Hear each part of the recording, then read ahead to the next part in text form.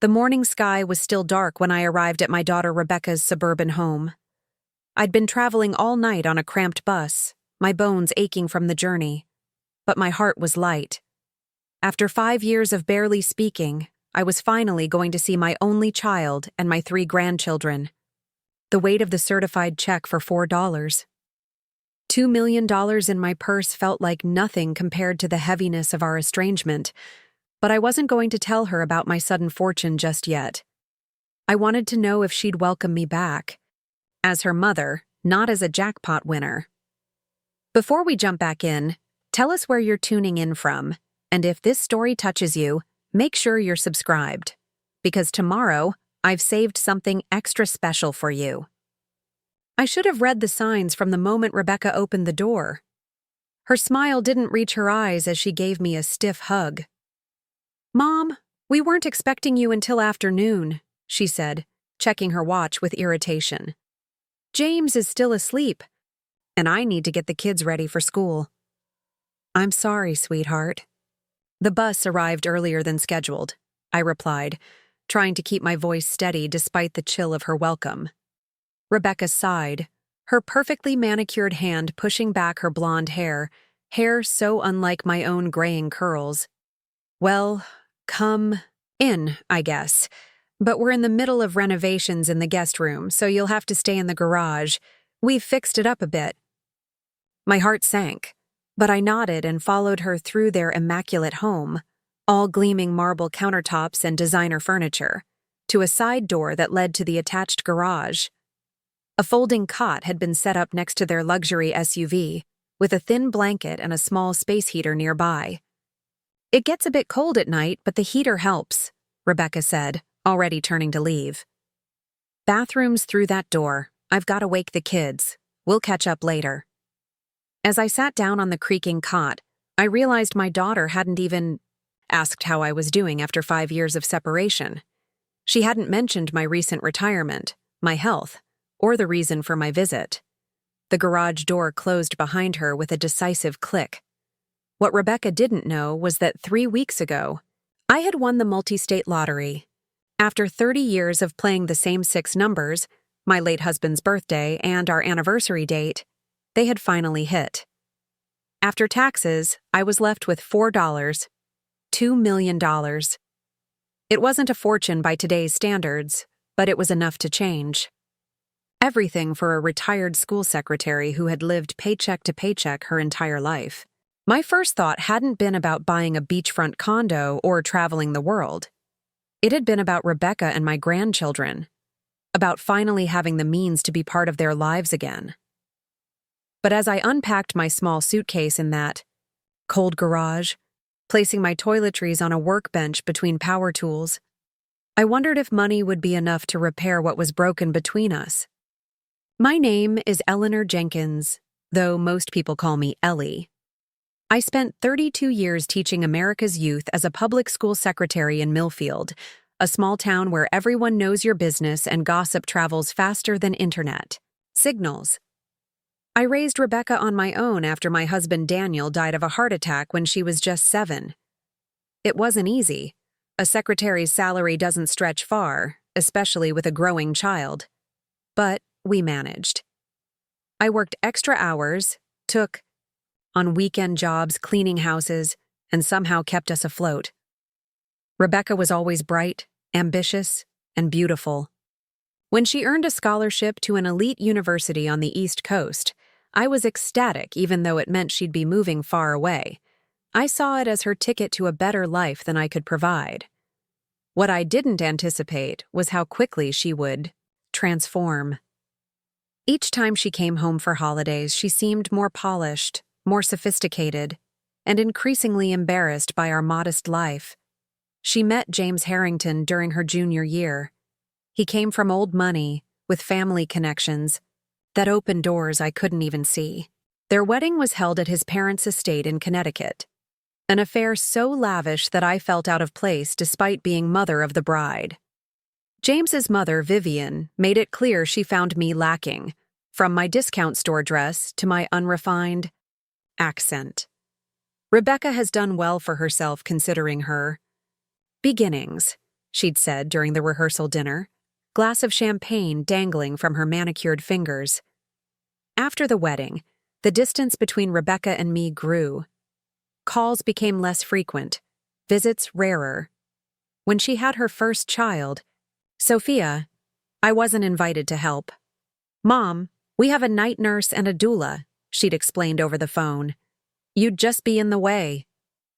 That hurt, but I tried to understand.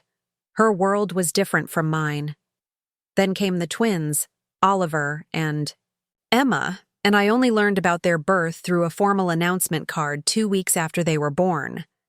Our relationship deteriorated further when Rebecca and James moved to Oak Ridge Hills, an exclusive gated community in Westport. During my first and only previous visit 5 years ago, Rebecca had introduced me to her neighbors as her childhood nanny rather than her mother. When I confronted her about it later, tears stinging my eyes, she'd exploded. "You don't fit in here, Mom. My friends' parents are ambassadors, CEOs, and art collectors. What am I supposed to tell them? That my mother cleans houses on weekends and clips coupons? James is up for partner at his firm. We can't afford to seem common." I left the next morning, my heart shattered into pieces so small I wasn't sure I'd ever gather them all back together. For 5 years, our only contact had been through brief phone calls on holidays and the occasional FaceTime session with my grandchildren, who barely recognized me. Until 3 weeks ago, when 6 numbers changed everything. After the initial saldo shock of winning, I didn't rush to claim my prize. Instead, I spent days researching financial advisors, tax implications, and how to manage sudden wealth. I wanted to be smart about this. Eventually, I hired Martin Godfrey, a respected financial advisor recommended by my credit union. With his help, I claimed my winnings anonymously. Thank goodness my state allows that. Set up trusts for my grandchildren, invested wisely, and allocated funds for my modest retirement needs. "What about the rest?" Martin had asked, pushing his glasses up his nose as he reviewed my allocations. "I want to help my daughter and her family," I'd replied. Martin had given me a careful look. "In my experience, Ms. Jenkins, money can complicate family relationships. Have you considered how you'll approach this?" I hadn't. Not really. In my dreams, I'd simply shown up at Rebecca's door, announced my good fortune, and watched as years of estrangement melted away in tears of joy and reconciliation. But Martin's question gave me pause. "Perhaps," he'd suggested, "you might want to visit first, without mentioning the money. See where things stand naturally." And so here I was, shivering in my daughter's garage on a folding cot, with millions in the bank, but apparently not enough worth to merit a proper bed in her home. The first full day of my visit was a study in controlled chaos. Rebecca was constantly in motion, dropping the children at their private school, attending a charity committee meeting, overseeing the kitchen renovation, and preparing for a dinner party that weekend. "It's for James's work colleagues," she explained as she frantically typed on her laptop at the kitchen island. "The senior partners and their wives. Everything has to be perfect." I offered to help, but my suggestions were quickly dismissed. "Mom, the caterer has it under control. And no offense, but your idea of dinner party food is casseroles and Jell-O salads." I bit my tongue. It was true I'd never hosted anything fancier than a potluck, but her dismissiveness stung. The garage grew colder as evening approached. The small space heater barely cut through the chill, and I found myself sleeping in layers of clothing. My back protested against the thin cot mattress, but I didn't complain. I was determined to make this visit work, to find some way back to my daughter's heart. On the second day, I finally had some time with my grandchildren after school. Sophia, now 10, was polite but distant, clearly taking cues from her mother. The 7-year-old twins were more receptive, especially Emma, who crawled into my lap as I read her a story. "Why don't you visit more, Grandma?" she asked, her innocent question piercing my heart. "Well, sweetheart, I live far away. And I've been very busy with work, I answered, not wanting to place blame or burden her with adult complexities. Mom says you don't like planes, Oliver added, building a Lego structure on the floor. I blinked, in surprise. That's not true, I just couldn't afford— Kids! Homework time, Rebecca interrupted, entering the room with a tense smile. Mom, can you give us some space? Their tutor is coming in 20 minutes. As I retreated to the garage, I wondered what other falsehoods Rebecca had told her children to explain my absence from their lives. That evening, I overheard Rebecca and James talking in the kitchen while I was getting a glass of water. I hadn't meant to eavesdrop, but their voices carried clearly. How long is she staying? James asked, his tone suggesting he was referring to an unwelcome houseguest rather than his mother-in-law. She said a week, Rebecca replied. I couldn't exactly say no. It's been 5 years. The garage situation is awkward. Mrs. Pembroke, from next door, saw her coming out this morning and asked if we'd hired new household staff. Preparing and narrating this story took us a lot of time, so if you are enjoying it, subscribe to our channel. It means a lot to us. Now back to the story. Rebecca sighed loudly. What was I supposed to do? Put her in the guest room where the Andersons will stay for the dinner party? You know how Mom is. She doesn't fit with our life here. Well, at least she's not asking for money this time, James muttered. I nearly dropped my glass. Money? I had never asked Rebecca for financial help, not once in all our years. In fact, it had been the opposite. I'd emptied my meager savings to help with her college expenses not covered by her scholarship. Just keep her occupied and out of sight until the party's over, James continued. Then we can suggest it's time for her to head home. I tiptoed back to the garage, rage and hurt burning in my chest. Was this how they saw me? As an embarrassment to be hidden away? A potential financial burden? The certified check in my purse seemed to grow heavier with irony. That night, as I lay on the uncomfortable cot, I made a decision. I would cut my visit short, but not before I understood exactly where I stood with my daughter. Not before I knew whether there was anything left to salvage, with or without my lottery winnings.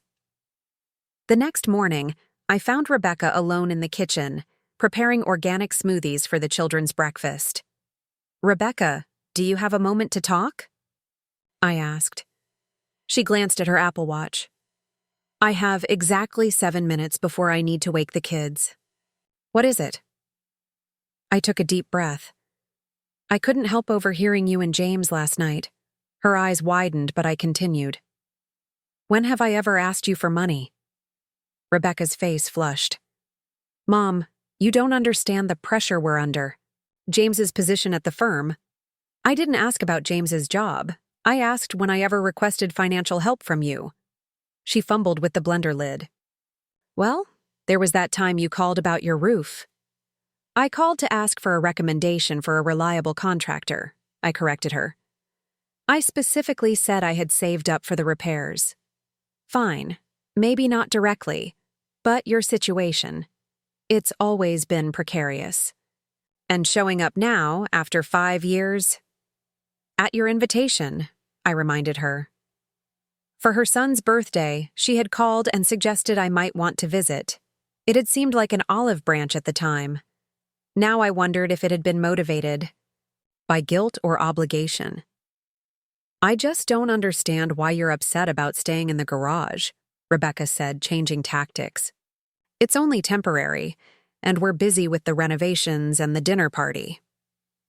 I studied my daughter's face, the defensive set of her jaw, the way her eyes couldn't quite meet mine.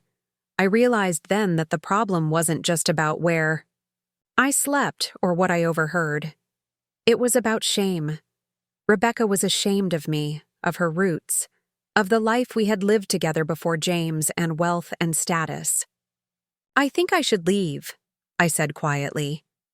For a moment, something like regret flickered across her face. Then she glanced at her watch again and nodded. Maybe that's best. This week is just so hectic with the party, and the contractors are behind. Schedule. She was already making excuses, relieved to have an easy exit from the awkwardness of my presence. It broke my heart all over again. "I'll pack my things and call a taxi," I said. "I can drive you to the bus station after I drop the kids at school," she offered, her tone suggesting this was a generous concession. "That won't be necessary." As I returned to the garage to pack, I struggled with what to do about the money. Part of me wanted to leave without revealing anything, to punish Rebecca for her coldness. Another part recognized that despite everything, I still loved her and my grandchildren. I wanted them to have security, opportunities. But Martin's words echoed in my mind. Money can complicate family relationships. In this case, would it repair what was broken, or would it only paper over the cracks with a veneer of convenience and opportunism? I sat on the cot, holding the certified check in my hands when the garage door opened. It was Emma, still in her pajamas, her small feet bare on the cold concrete floor. "Grandma, are you leaving?" she asked, her lower lip trembling. I patted the space beside me, and she climbed up, snuggling against my side. "Yes, sweetheart. I have some important things to take care of at home." "But you just got here," she protested. "You didn't even see my ballet recital video or the fort Oliver and I built in the backyard." I hugged her tightly, inhaling the sweet scent of her hair. "I know, and I'm sorry about that, but I promise I'll see you again soon." "Pinky promise?" She held out her tiny finger. "Pinky promise," I agreed, linking my finger with hers. Emma spotted the check in my hand. Though she couldn't understand the amount, the official document caught her curiosity. "What's that paper, Grandma?" I hesitated, then made a split-second decision. "It's a surprise for later. Can you keep a secret?" She nodded solemnly.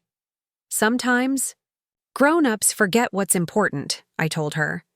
"They get so busy with work and houses and parties that they forget about love and family. This paper is going to help me remind your mom about what really matters." Emma considered this with the profound seriousness only a 7-year-old can muster. Like how she forgets to come to my bedtime sometimes because she has important calls. My heart cracked a little more. "Yes, something like that." "Emma, what are you doing in here? It's freezing." Rebecca appeared at the garage door, her face a mask of exasperation. "Go inside and get ready for school, now." After Emma scurried off, Rebecca turned to me. "Mom, please don't fill the kids' heads with whatever it is you're telling them. We have a structure here, a routine."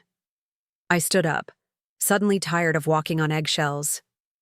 "A structure that doesn't include bedtime stories?" Rebecca's eyes flashed. "Don't you dare judge my parenting.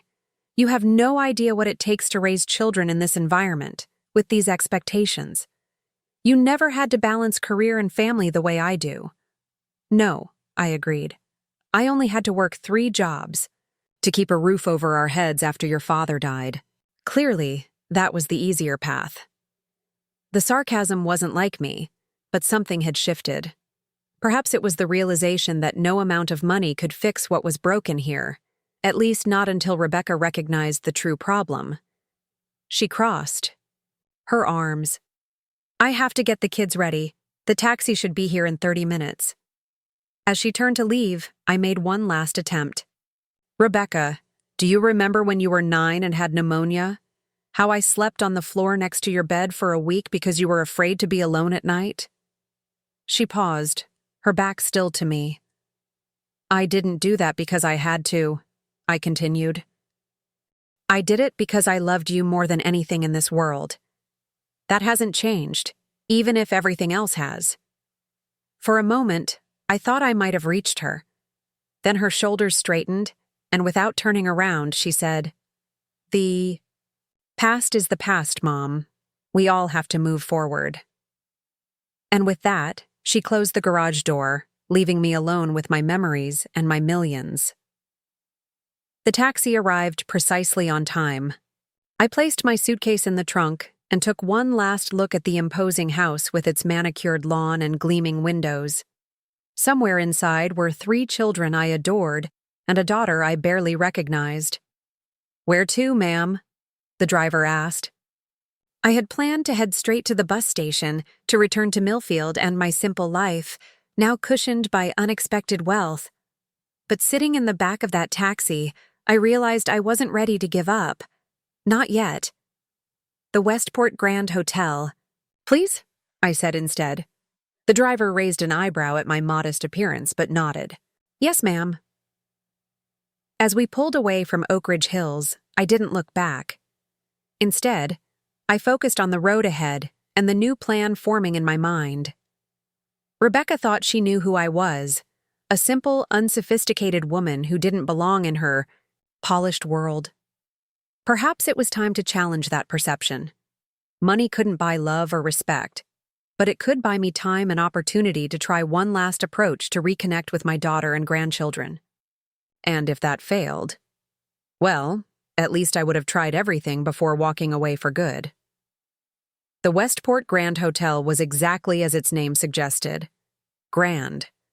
Crystal chandeliers hung from coffered ceilings, plush carpets muffled footsteps, and discreet staff materialized to assist guests before they even realized they needed help. The young woman at the reception desk gave my worn luggage and casual clothes a quick assessment. "Do you have a reservation, ma'am?" "Not yet," I replied, pulling out my wallet. "I'd like your best available suite, please. For 1 week." Her perfectly shaped eyebrows rose slightly as I handed over my new platinum credit card, one of the first things Martin had arranged after my win. "Of course, Ms. Jenkins. We have the Lakeview Executive Suite available. It features a separate living area, master bedroom with a king-sized bed, marble bathroom with jacuzzi tub, and a private balcony overlooking the water." "That sounds perfect," I said, enjoying the subtle shift in her demeanor as she processed. "My payment." "Will anyone be joining you?" she asked. "Not at the moment," I replied, "but I'll need information about your event spaces. I'm planning to host a gathering." Within an hour, I was settled in a suite larger than my entire house. Back in Millfield, floor-to-ceiling windows offered a spectacular view of the lake, and the furniture was so elegant it made me nervous to sit on it at first. I placed a call to Martin, explaining my situation and what I planned to do next. "Are you sure about this, Ellie?" he asked after listening patiently. "It sounds like your daughter's issues run deeper than money can fix."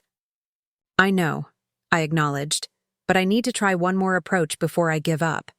I'm not using the money to buy her affection. I'm using it to get her attention, to create an opportunity for real conversation." "And if it doesn't work?" I gazed out at the peaceful lake. "Then at least I'll know I did everything possible. And I'll focus on building a relationship with my grandchildren directly as they get older." After hanging up, I made a series of calls to exclusive caterers, event planners, and boutiques. By evening, I had set my plan in motion, a dinner party of my own, scheduled for the night before Rebecca's important event with James's colleagues. The next morning, engraved invitations were delivered to select residents of Oak Ridge Hills, including Rebecca and James, of course, but also the neighbors whose opinions they valued so highly. The invitation simply stated that Eleanor Jenkins requested the pleasure of their company for dinner at the Westport Grand Hotel's Lakeside Ballroom, black tie optional. No explanation, no context. Then I went shopping. A personal stylist helped me select an elegant wardrobe that flattered my figure without trying to make me look younger than my 60 years. I chose classics with subtle touches of luxury: cashmere, silk, fine wool. Nothing flashy, nothing that screamed nouveau riche, but everything of unmistakable quality. My phone rang just after noon. Rebecca's name flashed on the screen. "Mom? What is this invitation? Is this some kind of joke?" Her voice was tight with confusion and annoyance. "Hello, Rebecca. No, it's not a joke. I'm hosting a dinner party tomorrow evening." "At the Westport Grand? That's absurd. How are you paying for this? Did you max out your credit cards? Because James and I won't—" My finances are not your concern, I interrupted calmly. The event is fully paid for. I hope you and James can attend. This doesn't make any sense, she persisted. You were just sleeping in our garage, and now you're hosting a dinner party at the most expensive hotel in town. What's going on? I think that's a conversation best had in person, don't you? Perhaps you and James could come early tomorrow evening, say 6 p.m., before the other guests arrive at 7:30. Suite 1506. There was a long pause. I could almost hear the wheels turning in her head, trying to make sense of this sudden transformation. Fine, she finally said. We'll be there. But Mom, if this is some kind of, I don't even know what, it won't end well. I understand your skepticism, I replied. I'll see you tomorrow. The morning of the dinner party dawned bright and clear. I woke up in the plush king-sized bed of my suite, momentarily disoriented by the luxury surrounding me. For a woman who had spent her entire life pinching pennies, the transition was jarring. I ran my hand over the silky sheets and gazed out at the lake, wondering if I was making a mistake with my plan. Would confronting Rebecca this way drive her further away? Or would it finally make her see me, truly see me for the first time in years? I ordered room service for breakfast, something I'd never done before, and ate on the balcony, watching boats glide across the water. My phone buzzed with text notifications, the event planner confirming final details, the florist double-checking my preferences for centerpieces, the chef requesting approval for menu adjustments. It was strange having people defer to me, wait for my decisions, treat me as if my opinions mattered. For decades, I'd been invisible, the school secretary everyone took for granted, the single mother struggling to make ends meet, the embarrassing parent hidden away in the garage. Now, with nothing but my financial status changed, doors opened, voices softened, respect materialized out of thin air. Money didn't just talk, it transformed how the world saw you. The irony wasn't lost on me. At noon, there was a knock at my door. The hair and makeup artist I'd hired had arrived, along with a manicurist. Another first for me. I'd always cut my own hair or gone to the budget salon in Millfield where a trim cost $20. Manicures were an unimaginable luxury. We'll make you look fabulous, the stylist promised, eyeing my simple bob and minimal makeup with professional assessment. Natural but elevated, elegant without trying too hard.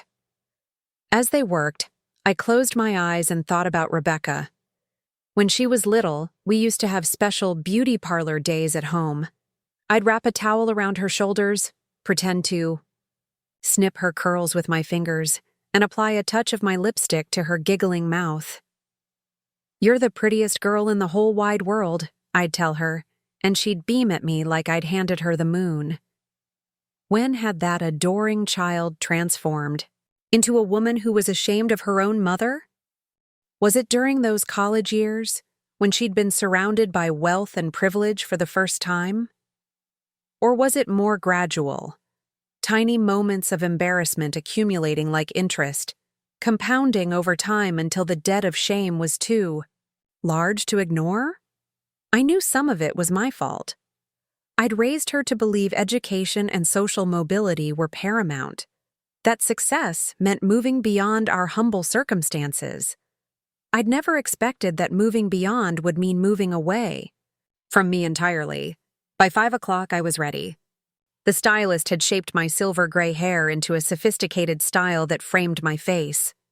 My makeup was subtle but flawless, enhancing my features without trying to hide my age. The navy blue dress I'd chosen, a simple but exquisitely tailored sheath with a matching jacket, made me look refined without appearing to try too hard. At precisely 6, there was a knock at the door. I took a deep breath, smoothed my dress, and went to answer it.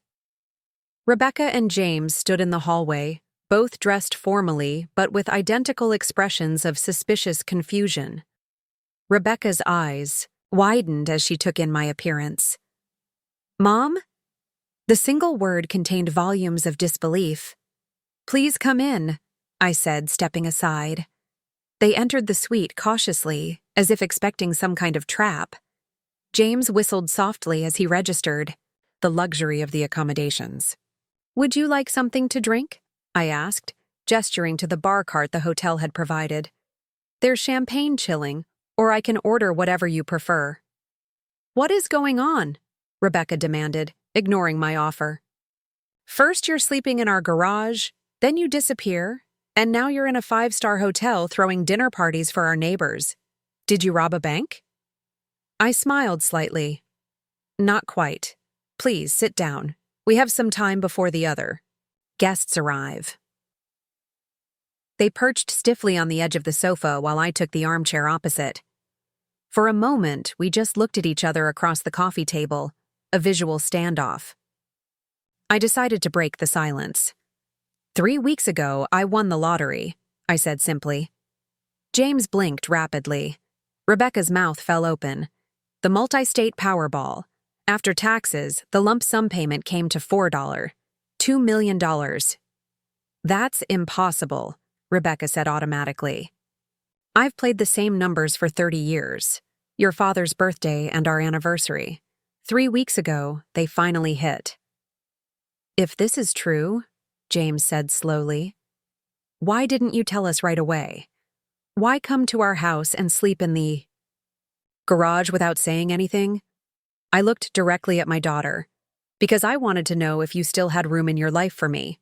Not my money, but me. I wanted to see if our relationship could be repaired on its own terms before financial considerations complicated things. Rebecca's face flushed. So, this was some kind of test? You were playing games with us? No, Rebecca. I was protecting myself. The last time we were together, you introduced me as your childhood nanny because you were ashamed of having a housekeeper for a mother. You made it clear I didn't fit into your world. I needed to know if anything had changed. And clearly, it hasn't, she shot back. Since you're now staging this. This spectacle to what? Humiliate us in front of our neighbors? I shook my head sadly. That's not my intention at all. I don't want to humiliate anyone. I simply want to be acknowledged as your mother, not hidden away, not erased from your narrative because I'm inconvenient to the image you want to project. James cleared his throat. Ellie, let's be practical here. If what you're saying is true, this changes everything. Obviously, the past is the past, and we can move forward with a clean slate. I turned to look at him, taking in his practiced smile and calculating eyes. Does it change everything, James? Does having money suddenly make me worthy of respect, of a place in your home and your lives that isn't the garage? He had the grace to look uncomfortable, but Rebecca wasn't backing down. You still don't understand, do you? Our life here isn't just about money. It's about fitting in, about maintaining certain standards. You showing up like this, throwing a party for people you don't even know. It's exactly the kind of thing that makes it difficult to include you. Her words stung, but they also clarified things. What standards would those be, Rebecca? The standard that says it's acceptable to make your mother sleep next to your car. The standard that says it's fine to lie to your children about why their grandmother isn't in their lives? The standard that measures a person's worth by their bank account rather than their character? Rebecca's eyes filled with tears, of anger or shame, I couldn't tell. That's not fair. You have no idea the pressure we're under, the expectations. I know exactly what it's like to face crushing expectations, I interrupted, my voice steady. I raised you alone on a secretary's salary after your father died. Do you think that was easy? Do you think I never wanted more, dreamed of more? But I never ever made you feel that you were a burden or an embarrassment.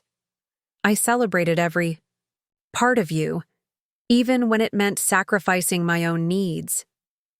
The room fell silent. Outside, the late afternoon sun cast long shadows across the lake. In that moment, I felt a curious sense of peace.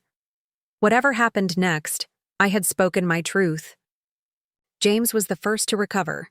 "So, what happens now?" he asked pragmatically. "What do you want from us?" "I don't want anything from you, James," I replied.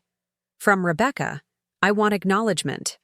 I want her to see me as a person worthy of basic dignity, regardless of my financial status. I want a relationship with my grandchildren based on love, not convenience." "And the dinner party?" Rebecca asked, her voice smaller now. "The dinner party is happening regardless. I've invited your neighbors because they're important to you, and I wanted to meet them properly. Not as someone to be ashamed of, but as myself. You're welcome to stay and join us, or you can leave. That's entirely your choice." Rebecca stood up abruptly. "I need some air." She walked out onto the balcony, leaving James and me alone. He studied me with new interest. "You've changed," he said. "Not really," I replied. "I'm the same person I've always been. You're just seeing me clearly for the first time." He nodded slowly. "For what it's worth, I'm sorry about the garage. That was inappropriate." "Yes, it was," I agreed, offering nothing more. His apology felt calculated rather than genuine, a hedge against potential financial consequences rather than true remorse. After a few minutes, Rebecca returned, her face composed but her eyes red-rimmed. "The neighbors will be arriving soon," she said tightly. "What exactly do you plan to tell them?" "The truth," I replied, "that I won the lottery and wanted to celebrate with my daughter and her family." "And will you also tell them you were sleeping in our garage 2 days ago?" Her voice was bitter. I sighed. "Rebecca, I have no interest in embarrassing you. This dinner isn't about revenge or public shaming. It's about reclaiming my place in your life, if you still want me to have one." She looked away, conflict evident in her expression. "And the money?" she finally asked. "What do you plan to do with it?" "I've already set up college funds for Sophia, Emma, and Oliver," I said. "Beyond that, I haven't decided. I have enough for my needs. The rest depends on what kind of relationship we build from here." Before she could respond, there was a knock at the door. The event coordinator had arrived to inform me that everything was ready in the ballroom downstairs. The first guests would be arriving in 20 minutes. "It's time to decide," I told Rebecca and James. "Are you staying?"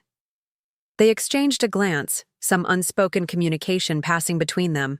Finally, Rebecca nodded stiffly. "We'll stay." "Thank you," I said sincerely. "That means a lot to me." As we took the elevator down to the ballroom, I felt both nervous and oddly liberated. For decades, I had defined myself through the lens of sacrifice. What I gave up for Rebecca, what I went without so she could have more.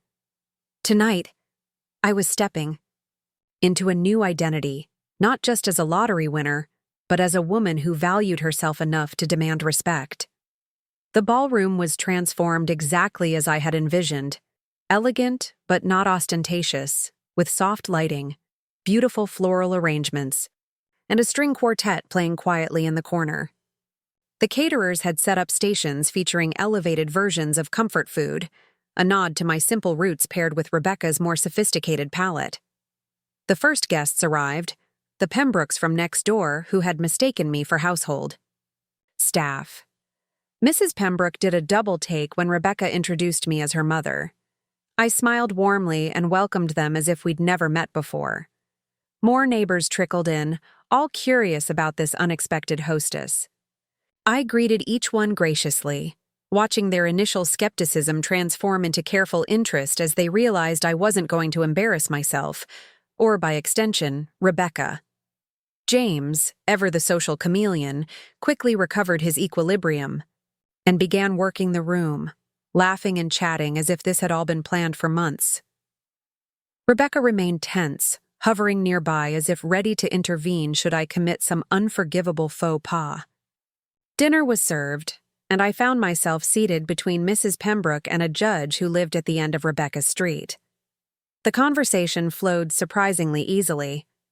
I didn't pretend to be someone I wasn't.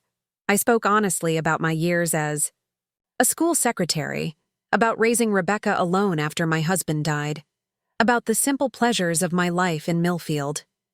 "How extraordinary that you won the lottery," Mrs. Pembroke said, sipping her wine. "What a stroke of luck." "I've always been lucky in the ways that matter," I replied. "Having a wonderful daughter, healthy grandchildren. The money is just a bonus." Across the table, I caught Rebecca watching me, her expression unreadable. After dinner, as guests mingled with coffee and dessert, I noticed James deep in conversation with my financial advisor, Martin, whom I'd invited as a courtesy. From James's animated gestures and Martin's polite but reserved responses, I could guess the nature of their discussion. James was fishing for details about my financial arrangements. Later, as the evening was winding down, Rebecca found me near the doors to the terrace. "Everyone's loving your party," she said, her tone a mixture of surprise and something that might have been grudging admiration. "Mrs. Reynolds asked if you might consider joining their garden club." I laughed softly. I kill every plant I touch. But it was kind of her to ask. Rebecca fidgeted with her bracelet. "Mom, about what happened at the house?" "Yes?" It wasn't." She struggled to find the words.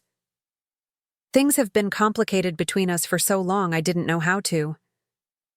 I waited, giving her space to collect her thoughts. "I handled it badly," she finally said. "The garage, that was. I shouldn't have done that." It wasn't exactly an apology, but it was a start. "No, you shouldn't have," I agreed. "Just as I shouldn't have kept my lottery win a secret. We both made mistakes." She nodded, looking across the room to where James was now chatting with another couple. "It's not just about the money, you know. It's never been just about that." "I know." "When I left for college, I felt so out of place. Everyone else seemed to know things I didn't. What fork to use, which wines to order, how to make small talk about vacations in places I'd never heard of. I was terrified of being exposed as an imposter." Her voice wavered slightly. "I worked so hard to fit in, to learn all the unwritten rules. And then when I'd visit home, you'd see everything you were trying to leave behind," I finished, for her. "It sounds horrible when you put it like that," she whispered. "It sounds human," I corrected gently. "We all want to belong, Rebecca. The question is what we're willing to sacrifice to make that happen." She looked at me directly for the first time that evening, really looked at me. "I sacrificed you," she said, the words barely audible. "I thought I had to choose between the life I'd built and my relationship with you. I convinced myself it was necessary." My throat tightened with emotion. This was the closest we'd come to a real conversation in years. "And now?" I asked. "Now I don't know," she admitted. "This," she gestured around the ballroom, "changes the equation, but it doesn't solve the underlying problem." "Which is?" "That I don't know how to be both the person I've become and your daughter at the same time." Her honesty hurt, but it was also refreshing after years of polite distance and unspoken resentments. "Perhaps we need to get to know each other again," I suggested. "As we are now, not as we remember each other being." Before she could respond, James appeared at her side, his smile tight around the edges. "Darling, the Andersons are leaving. We should say goodbye." Rebecca hesitated, then nodded. "We'll talk more tomorrow?" she asked me. "I'd like that," I replied. As the last guests departed, I found myself alone in the ballroom with the event, staff cleaning up around me. The evening had gone better than I'd expected in some ways, worse in others. Rebecca had acknowledged the wrongness of her actions, but she still saw our relationship as fundamentally problematic. The money hadn't magically fixed decades of drift and distance. I returned to my suite feeling emotionally drained, but also strangely hopeful. At least we were finally having honest conversations after years of superficial interactions and growing resentment. The next morning, I slept late, exhausted from the emotional intensity of the previous day.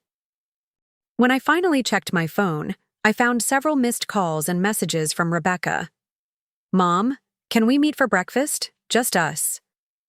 Are you awake yet? Please call me when you get this. Mom, it's important. Call me." I called her immediately, worried by the urgency in her texts. "Rebecca, is everything all right? Can you come to the house?" she asked, her voice sounding strained. "We need to talk in person." "Of course. Is everyone okay? The children?" "Everyone's fine. It's just, there's something you should know, something I need to tell you." An hour later, my taxi pulled up outside Rebecca's house. The property looked different somehow. Still impressive, but less intimidating now that I'd seen behind the perfect facade to the insecurities it concealed. Rebecca opened the door before I could knock. Her face was pale, her eyes puffy as if she'd been crying. "Come in," she said, stepping aside. James took the kids to his parents' house for the day. I followed her to the kitchen, where 2 cups of coffee waited on the island. We sat, and for a moment, neither of us spoke. "I need to tell you something," Rebecca finally said, staring into her coffee cup. "Something I've never told anyone." I waited, sensing this wasn't the moment for questions. "Do you remember my junior year of college, when I suddenly switched from pre-med to business?" she asked. I nodded. It had been a surprise. Rebecca had been passionate about becoming a doctor since childhood. "I told you it was because I realized medicine wasn't for me, that I was more interested in the business side of healthcare." She took a shaky breath. "That wasn't true." "What happened?" I asked gently. "I was failing organic chemistry. Not just struggling, failing badly. My scholarship had a GPA requirement and I was going to lose it." Her voice cracked. "I was too ashamed to tell you. You were so proud of me, working so hard to help with expenses. I couldn't bear to disappoint you." "Oh, Rebecca," I murmured, reaching across to touch her hand. I met James right around then. His family had connections, influence. They helped me switch majors without penalties, made some calls to ensure my scholarship transferred. She finally looked up at me, her eyes swimming with tears. I told myself it was just networking, using available resources. But deep down, I knew it was wrong, that I hadn't earned it. I squeezed her hand. "We all make mistakes, especially when we're young and scared."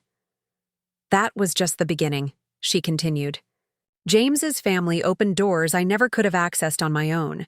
Internships, job opportunities, social connections. The more doors they opened, the more terrified I became of losing it all, of being exposed as unworthy." "Is that why you started pulling away from me?" I asked. "Because I reminded you of who you were before?" She nodded miserably. "Every time I looked at you, I saw the person I'd been. The girl from a small town with big dreams and no connections. It was easier to keep you at a distance than to reconcile those 2 parts of myself. And when I showed up at your house this week, it was like all my worlds colliding at once. I panicked." A tear slipped down her cheek. "I'm so sorry, Mom. What I did was unforgivable." I moved around the island and wrapped my arms around her. She stiffened at first, then melted into my embrace, sobbing against my shoulder like she hadn't done since she was a child. "I forgive you," I whispered, stroking her hair. "I just want my daughter back." We stayed like that for a long time, the years of distance and resentment slowly dissolving in the healing balm of truth and tears. When Rebecca finally pulled back, wiping her eyes, she looked lighter somehow, as if a burden had been lifted. "There's something else," she said, her voice steadier now. "James isn't happy about what I'm about to tell you." "What is it?" "After you left yesterday morning, we had a huge fight. I told him I was ashamed of how we treated you, that I wanted to make things right." He said, She hesitated. He said now that you had money, we should be strategic about rebuilding our relationship. Make sure we were positioned to benefit from your good fortune. I wasn't entirely surprised, but the confirmation of James's mercenary attitude still disappointed me. I see. It made me realize something, Rebecca continued. I've been making the same mistake for years, measuring everything and everyone, including myself, by their strategic value rather than their intrinsic worth. Just like James and his family do. And now? I asked. Now I want to change that, starting with us. She squared her shoulders. I told James either he supports my decision to rebuild a real relationship with you, one based on love and respect, not financial calculations, or we need to reevaluate our marriage. That's a big step, I said carefully. It's long overdue. Rebecca took a deep breath. Mom, would you consider staying here for the rest of your visit? Not in the garage, she added quickly, but in our actual guest room. It's ready now. The renovations were finished days ago. The invitation was simple, yet it represented everything I'd hoped for when I'd first arrived at her doorstep. Acknowledgement, inclusion, respect. I'd like that very much, I said, smiling through my own tears now. Later that afternoon, as Rebecca helped me bring my luggage from the hotel to her house, I thought about the strange journey of the past few days. The lottery win that had given me financial security had also, indirectly, created the opportunity for emotional healing. Not because money could buy love, it couldn't, but because it had disrupted the patterns of our relationship just enough to force honest conversations. The kids will be so excited you're staying, Rebecca said as we entered the house. Especially Emma. She's been asking about you constantly. I've missed them, I replied. All of you. Rebecca paused at the foot of the stairs, looking at me with a mixture of regret and hope. We have a lot of time to make up for. We have now, I said simply. That's what matters. As we carried my bags up to the guest room, a beautiful space with a comfortable bed, fresh flowers, and a view of the garden, I thought about the certified check still tucked away in my purse. The money that had seemed so important just days ago now felt almost incidental to the real wealth I'd discovered, the chance to reclaim my relationship with my daughter and be a grandmother to her children. That evening, when the children returned home, Emma ran straight into my arms. Grandma, you're still here, she exclaimed, her face alight with joy. I'm staying for a while, sweetie, I told her, holding her close. In the garage? She whispered, her little brow furrowing with concern. No, I laughed. In the guest room upstairs. She nodded solemnly. That's good. It's too cold in the garage, and there are spiders. Rebecca, overhearing this exchange, winced visibly.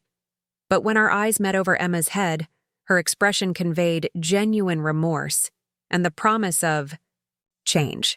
Later, after the children were in bed, Rebecca and I sat on the patio with glasses of wine. The evening was warm, fireflies dancing at the edges of the carefully landscaped yard. Mom, Rebecca said after a comfortable silence, what are you going to do with the money?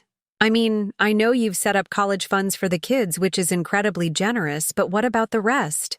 I haven't decided entirely, I admitted. I've always wanted to travel. Nothing extravagant, just seeing places I've only read about. The Grand Canyon, the Maine coastline, maybe Paris someday. That sounds wonderful, she said sincerely. You deserve it. I'm also thinking about setting up a scholarship fund at Millfield High, I continued. For students like you were, bright, ambitious, but without financial advantages. Something to help bridge the gap between talent and opportunity. Rebecca nodded, her eyes bright with emotion. Dad would have loved that idea. He would have, I agreed, remembering Daniel's passionate belief in education as the great equalizer. Whatever you decide, Rebecca said, reaching for my hand. I want you to know I'm proud of you. Not because of the money, she added quickly, but because of who you are. I lost sight of that for a while, but I never stopped loving you. The words I'd longed to hear for so many years brought fresh tears to my eyes. I love you too, sweetheart. Always have. Always will. As we sat, hand in hand under the stars, I reflected on the strange twist of fate that had brought us to this moment. The lottery win that had made me wealthy beyond my wildest dreams. The garage that had broken my heart, but ultimately created the crisis needed for healing. The truth that had finally been spoken after years of silence. Money could buy comfort, security, even influence. But the real treasures in life, love, forgiveness, connection, those couldn't be purchased at any price. They had to be earned through honesty, vulnerability, and the courage to face difficult truths. The garage that had been meant to humble me had instead become the catalyst for my daughter's awakening. And my lottery win, while life-changing, wasn't the biggest stroke of luck I'd experienced that week. That honor belonged to the reconciliation with Rebecca, a jackpot of the heart worth more than all the millions in my bank account. The morning after our heart-to-heart on the patio, I woke to the sound of children's laughter floating through the open window of the guest room. For a moment, I lay still, savoring the sweetness of that sound and the comfort of the bed beneath. Me, so different from the cot in the garage where I'd spent my first nights in this house. The contrast wasn't lost on me. I dressed and made my way downstairs, following the laughter to the kitchen. Emma and Oliver sat at the island, giggling as Rebecca attempted to make pancakes in the shape of animals. Sophia was setting the table, carefully placing napkins beside each plate. "Good morning," I said, pausing in the doorway to take in the scene. "Grandma!" Emma squealed, hopping down from her stool to run toward me. "Mommy's making elephant pancakes, but they look like blobs." Rebecca turned from the stove, spatula in hand, her cheeks flushed with cooking heat and something that looked like happiness. "Mom, perfect timing. Can you help me salvage these? I'm clearly not the pancake artist you are." The simple request, asking for my help with something she knew I could do well, felt like another small step in rebuilding our relationship. I washed my hands and joined her at the stove, gently taking the spatula. "The trick is to use a squeeze bottle," I explained, demonstrating with the batter. "And you have to work quickly before it spreads too much." Soon, we had a stack of recognizable animal shapes: elephants, bears, even a passable giraffe that made Oliver clap with delight. We all sat down to breakfast together, the children chattering about school and friends and the thousand little details that make up a child's universe. "Where's James?" I asked, noticing his absence.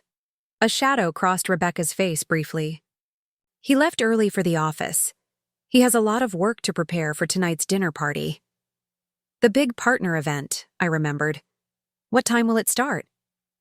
"Guests arrive at 7, Rebecca replied, helping Emma cut her pancakes. "The caterers will be here at 3 to set up. It's a lot of pressure. The senior partners will be evaluating James, deciding whether to move him up."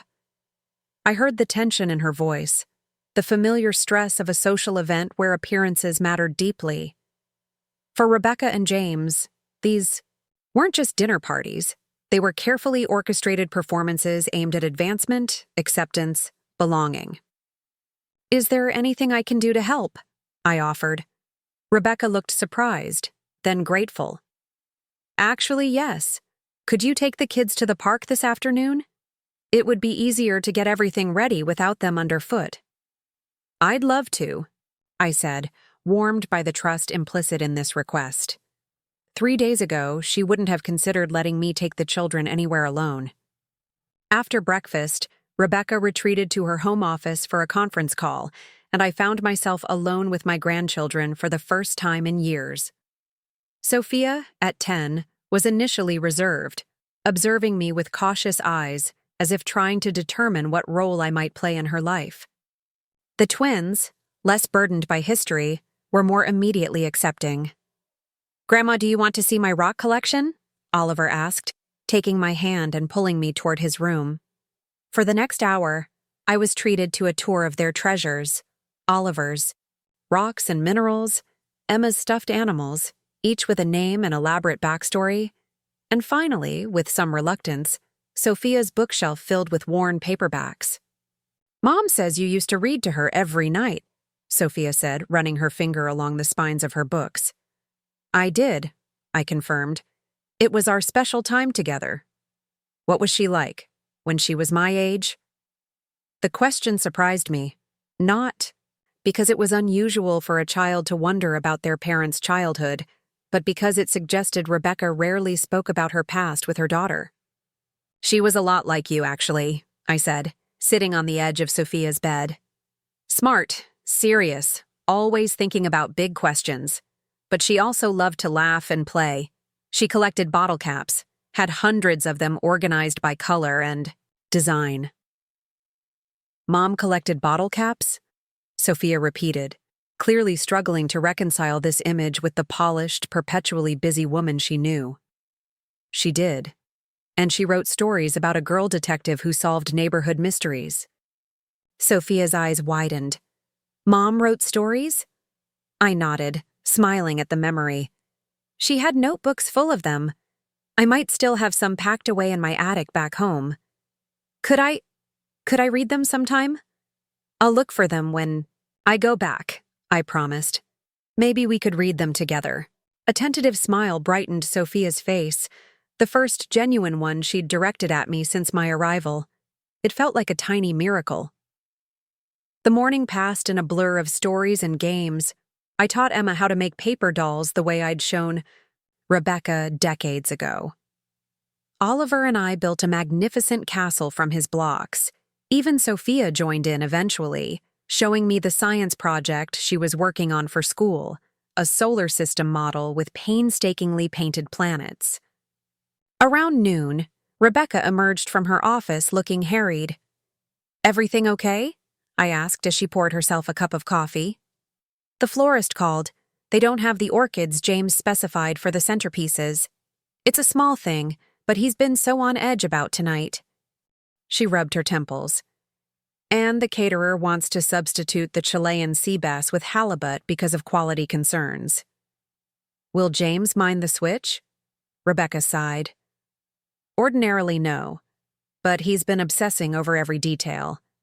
The senior partner's wife mentioned once that she loves sea bass, so James specifically planned the menu around it." I could hear the strain in her voice, the familiar tension of trying to manage not just logistics, but her husband's expectations and anxieties. "Maybe the change will be for the better," I suggested gently. "Sometimes, the best experiences come from unexpected substitutions." She gave me a wry smile. "That's a very Eleanor way of looking at it." I'm nothing if not consistent. We shared a laugh, and for a moment I glimpsed the easy rapport we'd once had, before college and status and social climbing had created a gulf between us. After lunch, I took the children to the park as promised. It was a beautiful day, the sky a perfect blue, trees just beginning to hint at autumn colors. Emma and Oliver raced toward the playground equipment while Sophia walked beside me, still somewhat reserved but warming gradually. "Mom says you won a lot of money," she said abruptly as we settled on a bench to watch the twins. I nodded, unsurprised that Rebecca had explained my sudden change in circumstances. "I did. It was very unexpected." "Is that why you're staying in the guest room now instead of the garage?" The directness of her question, its implicit understanding of the situation, caught me off guard. Children absorb so much more than adults realize. "No, sweetheart," I said carefully. "I'm staying in the guest room because your mom and I had a good talk about family and what's important. The money doesn't change who I am or how much I love you all." Sophia considered this, her small face serious. "But it changed how Mom treats you." Out of the mouths of babes. I struggled with how to answer honestly without undermining Rebecca's authority or Sophia's trust in her mother. Sometimes, I began slowly, grown-ups make mistakes because they're afraid or confused. Your mom was worried about fitting in with her new life, and sometimes that made it hard for her to remember what really matters. The money didn't change that. Our conversations did. Sophia nodded, seeming to accept this explanation even if she didn't fully understand it. "I'm glad you're here now," she said simply. "Me too, sweetheart. Me too."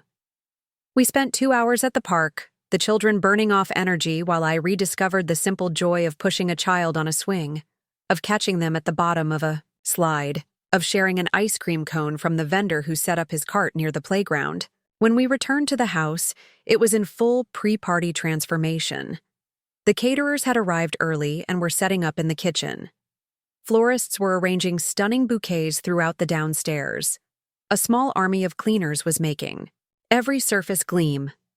Rebecca met us at the door, her hair freshly styled, wearing a silk blouse and tailored pants. "How was the park?" she asked, helping Emma remove her jacket. "Magnificent," I replied. "These three are natural adventurers." "Mom, Grandma let us have ice cream before dinner," Oliver announced proudly. Rebecca raised an eyebrow at me. "Just a small cone," I said, feeling suddenly like I'd overstepped. "I hope that was okay." To my relief, Rebecca smiled. "Of course it's okay. Grandmas are supposed to break the rules sometimes." The simple acknowledgement that I was their grandmother, with all the privileges that role traditionally entailed, meant more to me than she could know. "Kids, time to get cleaned up," Rebecca continued. "Baths for everyone, then quiet time while Mommy finishes getting the house ready." "Can Grandma read to us?" Emma asked, clutching my hand. Rebecca hesitated only briefly. "If she'd like to." "I'd love to," I assured them. For the next hour, I supervised baths and helped 3 children into clean clothes.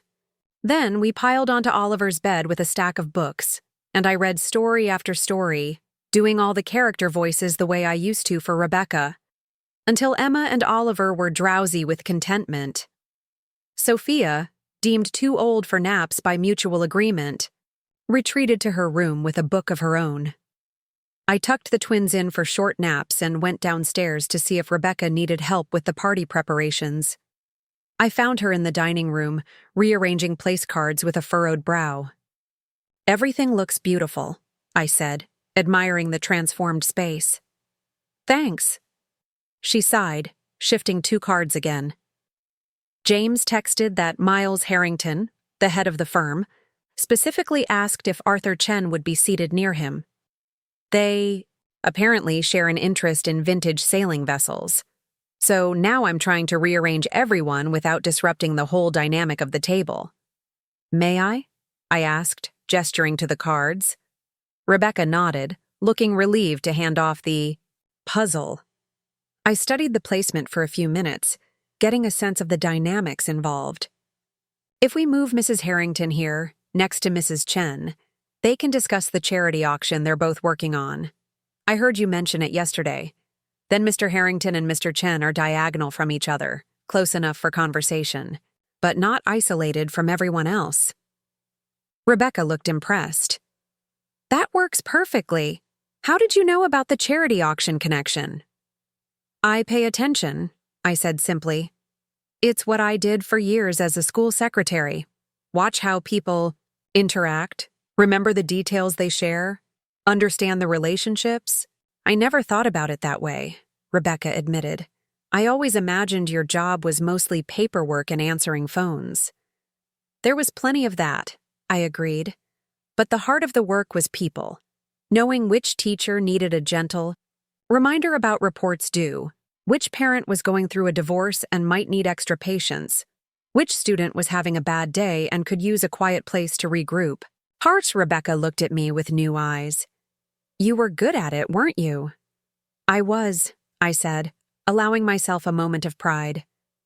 "Very good, actually." We continued working together, Rebecca explaining the significance of various guests while I helped with final touches around the house. It felt natural, collaborative, a mother and daughter preparing for company, the way it should be. At 5, James returned home, his expression tight with stress. "Is everything ready?" he asked, barely acknowledging my presence as he surveyed the dining room. "Everything's perfect," Rebecca assured him. "The florist brought peonies instead of orchids, but they're actually more elegant." James frowned slightly but nodded. "And the sea bass issue?" "Resolved," Rebecca said smoothly, without specifying how. "Good." He loosened his tie. "I need to shower and change. Miles mentioned he might arrive a few minutes early." As he headed upstairs, Rebecca caught my eye with a small conspiratorial smile. I returned it, appreciating her decision to manage James's stress rather than add to it with details about the menu change. "I should get ready too," I said, "and then check on the children." Rebecca touched my arm lightly. "Thank you for your help today, Mom, with everything." The simple expression of gratitude warmed me through.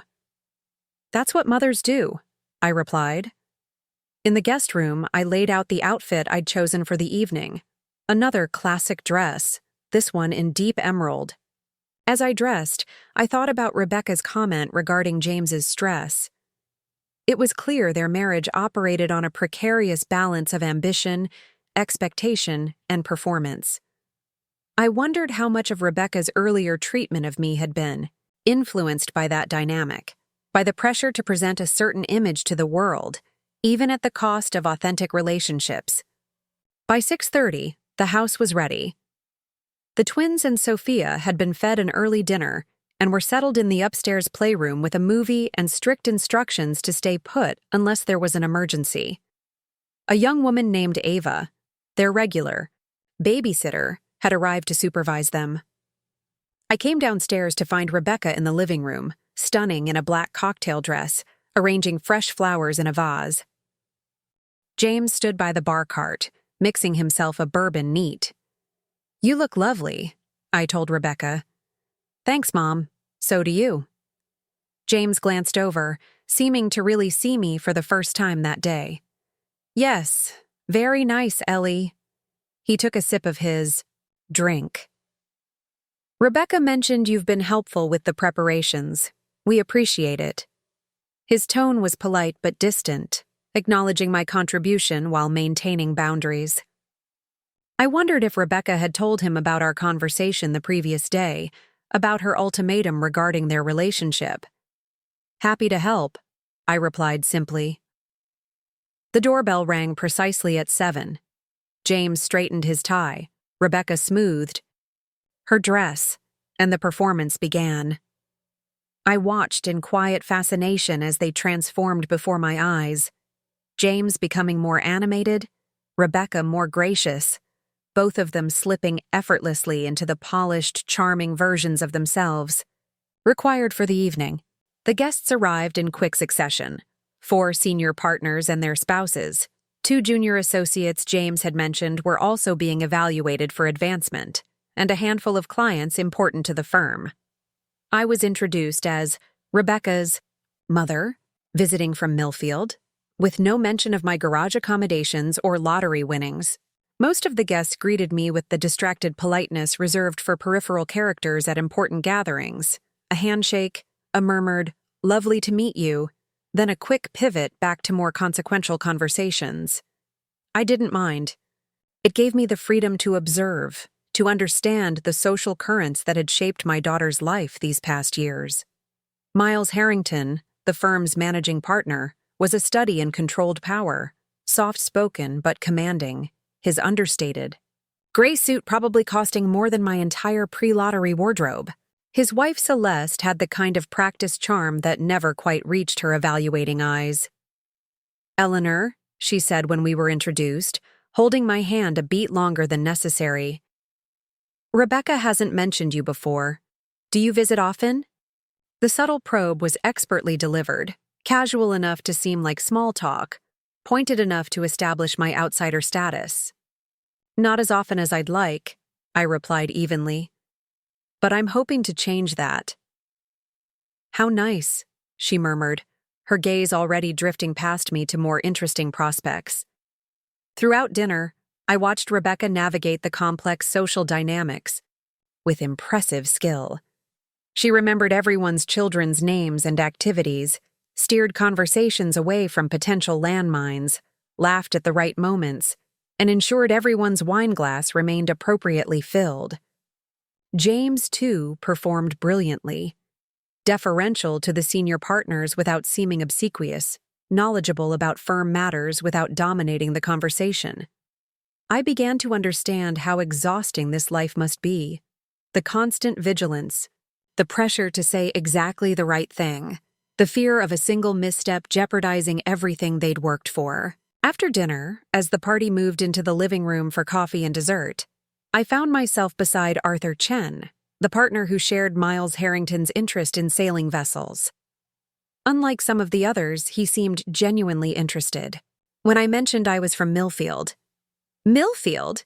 There's a remarkable little maritime museum there, isn't there?" he asked. I stopped there once on a driving tour of the coast.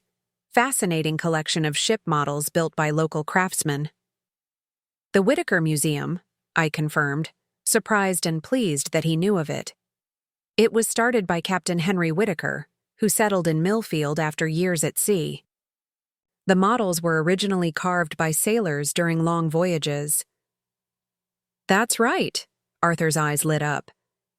There was one ship in particular, a perfect miniature replica of the Empress of China, if I remember correctly. The detailing was extraordinary. It's still there, I told him. In fact, I volunteer at the museum one Saturday a month. Captain Whitaker was my great-grandfather's cousin, so I grew up hearing stories about the collection. You don't say. Arthur was genuinely intrigued now. I had no idea you had such a connection to maritime history. Our conversation attracted Miles Harrington's attention, and soon the three of us were deep in discussion about historical sailing vessels and navigation techniques. It turned out I knew more about the subject than I'd realized, thanks to years of giving tours at the museum and absorbing information from the more knowledgeable docents. Across the room, I caught Rebecca watching us, her expression a mixture of surprise and something that might have been pride. When the guests finally began to depart around 11, Miles Harrington made a point of seeking me out. "Eleanor, it's been a pleasure," he said, shaking my hand warmly. "Arthur tells me you're quite the expert on maritime history. If you're still in town next week, we're hosting a small gathering at our home.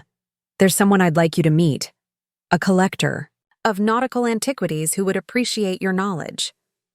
"That's very kind," I replied, genuinely touched by the invitation. "Not at all.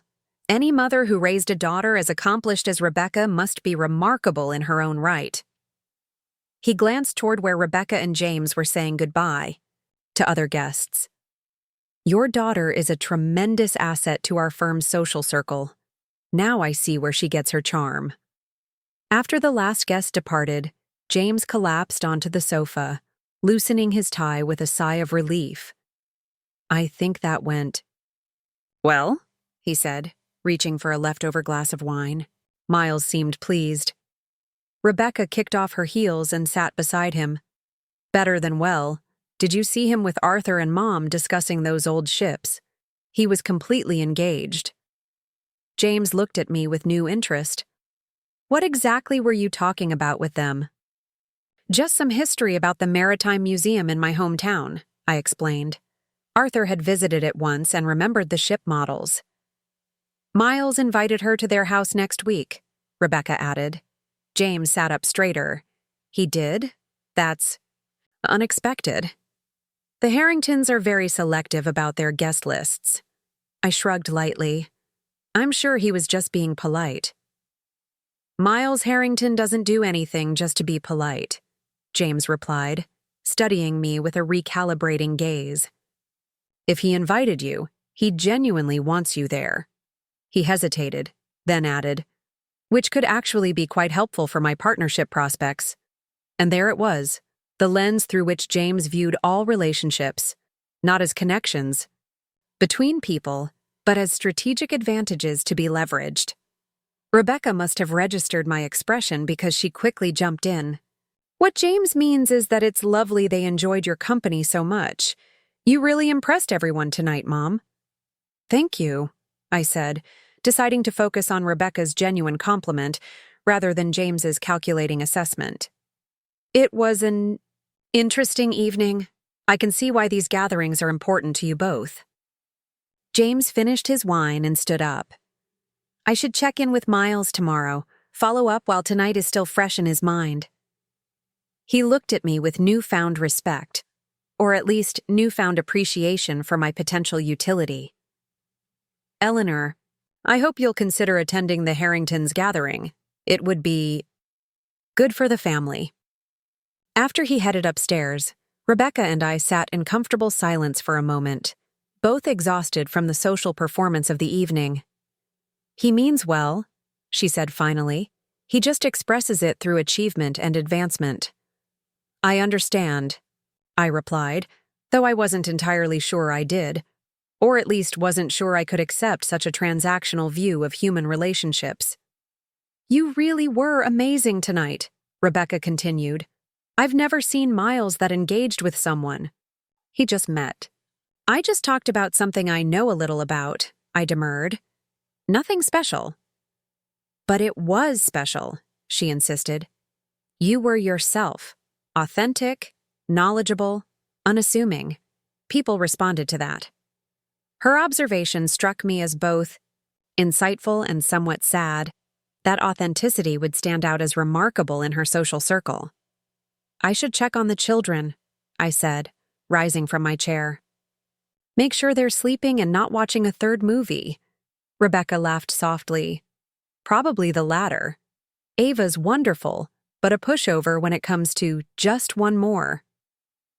I found all 3 children asleep in the playroom, Sophia on the sofa. With a book still open beside her, the twins curled together in a nest of blankets on the floor. Ava was reading quietly in the corner. They tried to wait up for you, she whispered, but they crashed about an hour ago. Thank you for watching. Them, I said, helping her gather her things. No problem. They're great kids. She smiled shyly. They talked about you all night, about the park and ice cream and story time. They seemed really happy you're here. Her simple observation touched me deeply. Whatever complications existed, between Rebecca and me, whatever James's ambitions might entail, my grandchildren's affection was pure and uncalculated. It was a foundation I could build on. After Ava left, I gently woke Sophia and guided her to her room, then carried Emma to her bed. Rebecca appeared in the hallway just as I was about to lift Oliver. Let me help, she whispered, bending to scoop him up. Together, we tucked the twins into their beds, a synchronized dance of maternal care that felt as natural as breathing. When we stepped back into the hallway, Rebecca's eyes were shining with unshed tears. What is it? I asked. Softly. I just realized, she said, her voice barely audible. This is what I wanted all along. You and me, taking care of them together. I just got so lost in everything else. I forgot to make room for what really matters. I wrapped my arms around her, and this time, she leaned into the embrace without hesitation. It's not too late, I whispered against her hair. We're finding our way back. That night, lying in the comfortable guest room bed, I reflected on the strange journey of the past week. I had arrived with a certified check and a wounded heart, uncertain if there was anything left to salvage with my daughter. Now, just days later, we were taking fragile steps toward reconciliation. The money had opened a door, but it hadn't created the deeper healing that was beginning to unfold. That came from truth-telling, from Rebecca's courage in confronting her shame, from my willingness to listen without judgment. It came from small moments of connection, making pancakes together, reading to the children, working side by side, to prepare for the dinner party. As I drifted toward sleep, I thought about Miles Harrington's unexpected invitation and James's reaction to it. There were still challenges ahead. James's transactional view of relationships, the pressure of their social circle, the ingrained patterns that had driven Rebecca and me apart for so long. But for tonight, at least, I felt hopeful. We had made a beginning. The rest would unfold one conversation, one shared experience, one truthful moment at a time. The week following the dinner party brought a subtle but significant shift in the household dynamics. James, impressed by Miles Harrington's interest in me, began treating me with a newfound deference, not quite warmth, but a respectful acknowledgement that I might be valuable to his professional advancement. It wasn't the relationship I would have chosen with my son-in-law, but it was an improvement over being relegated to the garage. Rebecca and I continued our cautious reconnection, finding moments throughout each day to talk, to share memories, to simply exist in the same space, without the weight of past resentments pressing down on us. The wounds of years weren't healed overnight, but each honest conversation felt like another stitch closing the gap between us. The real joy, though, came from my grandchildren. Free from the complicated history that clouded adult relationships, they embraced my presence with uncomplicated enthusiasm. Sophia began seeking me out in the mornings before school, showing me her homework or telling me about books she was reading.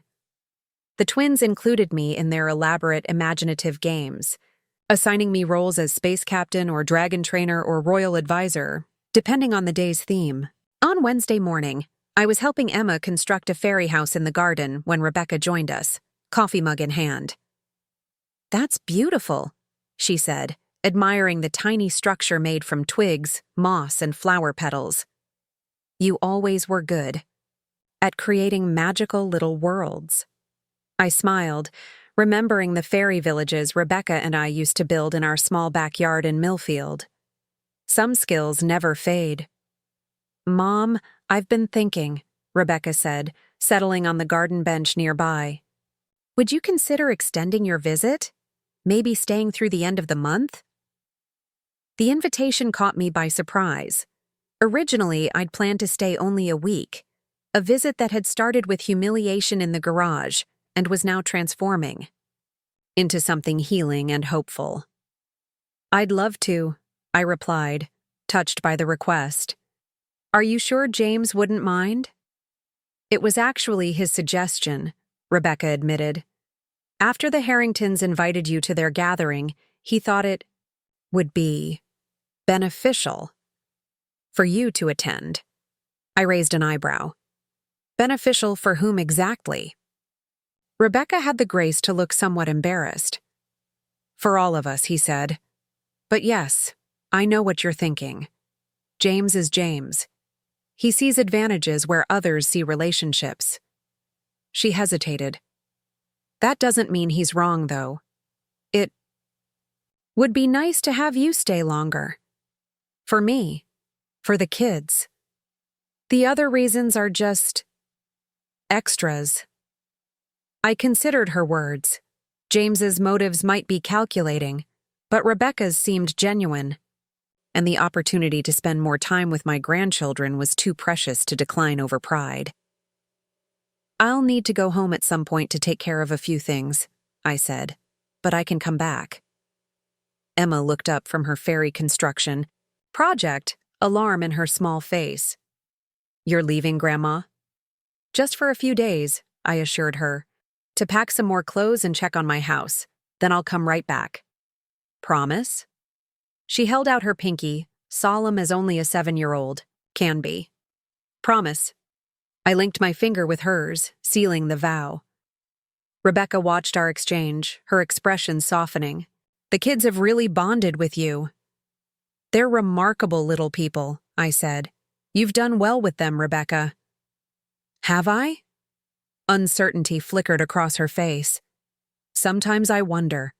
I'm always rushing, always focused on the next thing, the next school event, the next social obligation, the next career milestone for James. I don't know if I give them enough of myself." It was the most vulnerable she'd been with me since our heart-to-heart after the dinner party. I chose my words carefully, wanting to support without criticizing. All parents question themselves, I told her. I certainly did with you. There were so many times I worried I wasn't doing enough, giving enough, being enough. But love counts for a lot, and your children know they're loved. Did you know? She asked quietly. That I loved you, even when I was the way I was? The question pierced straight to my heart. I hoped, I replied honestly. But there were times I wasn't sure anymore. Rebecca nodded, accepting this truth without defensiveness. I'm sorry for that, for making you doubt. She watched Emma carefully placing a tiny acorn cap as a table in the fairy house. I don't want my children to ever have to wonder. Then make sure they don't, I said simply. Our conversation was interrupted by the arrival of James, dressed for the office in an immaculate suit. Good morning, ladies, he greeted us with unusual cheerfulness. Eleanor, I was just about to call you. Miles Harrington left a message for me at the office. He wanted to confirm you'll be attending their gathering on Saturday. I will, I replied. Rebecca's invited me to extend my stay. Excellent, James beamed. This could be a pivotal opportunity. The Harringtons rarely invite new people into their circle. If you make a good impression. Well, it could open doors for all of us. I struggled not to let my ambivalence show. James's naked ambition made me uncomfortable, but his happiness, at my extended visit, however self-serving, seemed to please Rebecca. I'm happy to attend, I said diplomatically. But I should mention I'll need to make a brief trip home first, to handle a few matters and pack for a longer stay. James frowned slightly. How brief? The Harrington event is in 3 days. I could leave today and be back by Friday, I offered. It's only a 4-hour bus ride each way. Bus? James looked horrified at the thought. No, that won't. Do, take my car. He pulled keys from his pocket and held them out. The black Mercedes in the garage, much more comfortable than public transportation. I hesitated, surprised by the offer. James treasured his luxury vehicle, seldom allowing even Rebecca to drive it. That's very generous, I began. But I insist, James interrupted. We're family after all. The words sounded strange coming from him, a man who had supported banishing me to the garage just days ago. But his smile was genuine, if calculating. In his mind, I had transformed from embarrassing in-law to potential social asset. It wasn't the most heartwarming basis for acceptance, but it was a start. Thank you, I said, accepting the keys. I'll take good care of it. After James left for work, Rebecca helped me plan my brief trip home. She seemed genuinely sorry to see me go, even for a few days, another small miracle in our evolving relationship. Call when you arrive, she instructed, as I prepared to leave that afternoon. And drive carefully. The coastal road can be foggy this time of year. I will, I promised, touched by her concern. The children were less easily reassured. Sophia, attempting adolescent nonchalance, merely nodded goodbye while clearly fighting disappointment. The twins were more demonstrative, clinging to my legs and extracting multiple promises about my return.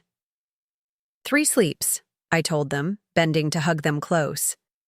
Just 3 sleeps, and I'll be back with more stories, and maybe a surprise or 2. Pinky promise? Emma insisted, extending her small finger once again.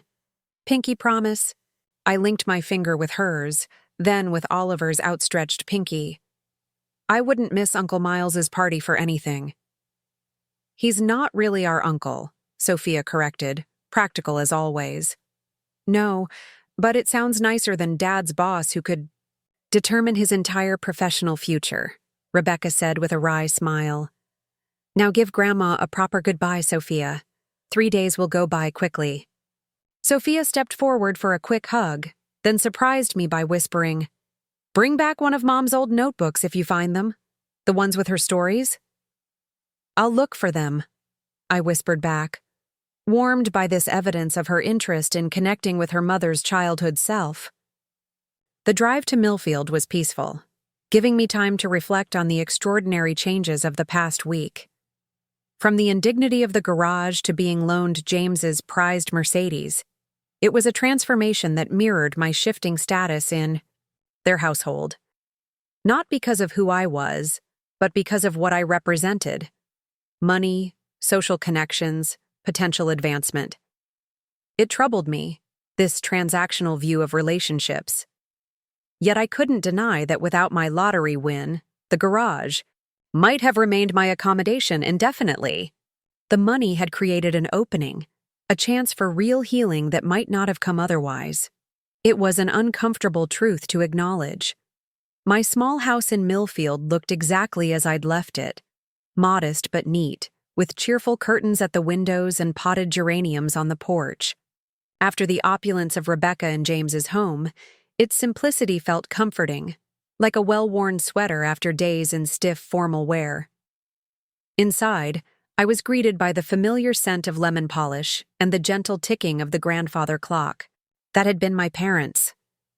I'd been longing for this homecoming, yet now that I was here, I felt oddly untethered, caught between the life I'd known for decades and the new possibilities opening before me. I made a cup of tea and sat at my kitchen table, surrounded by the accumulation of a lifetime. Photographs on the refrigerator, the collection of salt and pepper shakers on open shelving, the faded marks on the door frame where I'd measured Rebecca's height every birthday until she left for college. This was my world, unpretentious, but filled with memories and meaning. How did it fit with the luxury of Rebecca's life, with the social climbing and strategic relationships that defined her marriage to James? Could I bridge these worlds without losing myself in the process? The next morning, I met with Martin Godfrey, my financial advisor, at his modest office above the Millfield Credit Union. He greeted me warmly, obviously curious about my impromptu visit. "How is the family reunion going?" he asked as we settled in his office. "It's evolving," I replied, unsure how to summarize the complicated dynamics of the past week. "Better than it started, at least." Martin nodded, his expression sympathetic. "These transitions take time. Even positive changes like sudden wealth can disrupt established patterns." "That's putting it mildly," I said with a rueful smile. "My son-in-law went from relegating me to the garage to lending me his Mercedes in the space of 4 days. Martin's eyebrows shot up. "The garage?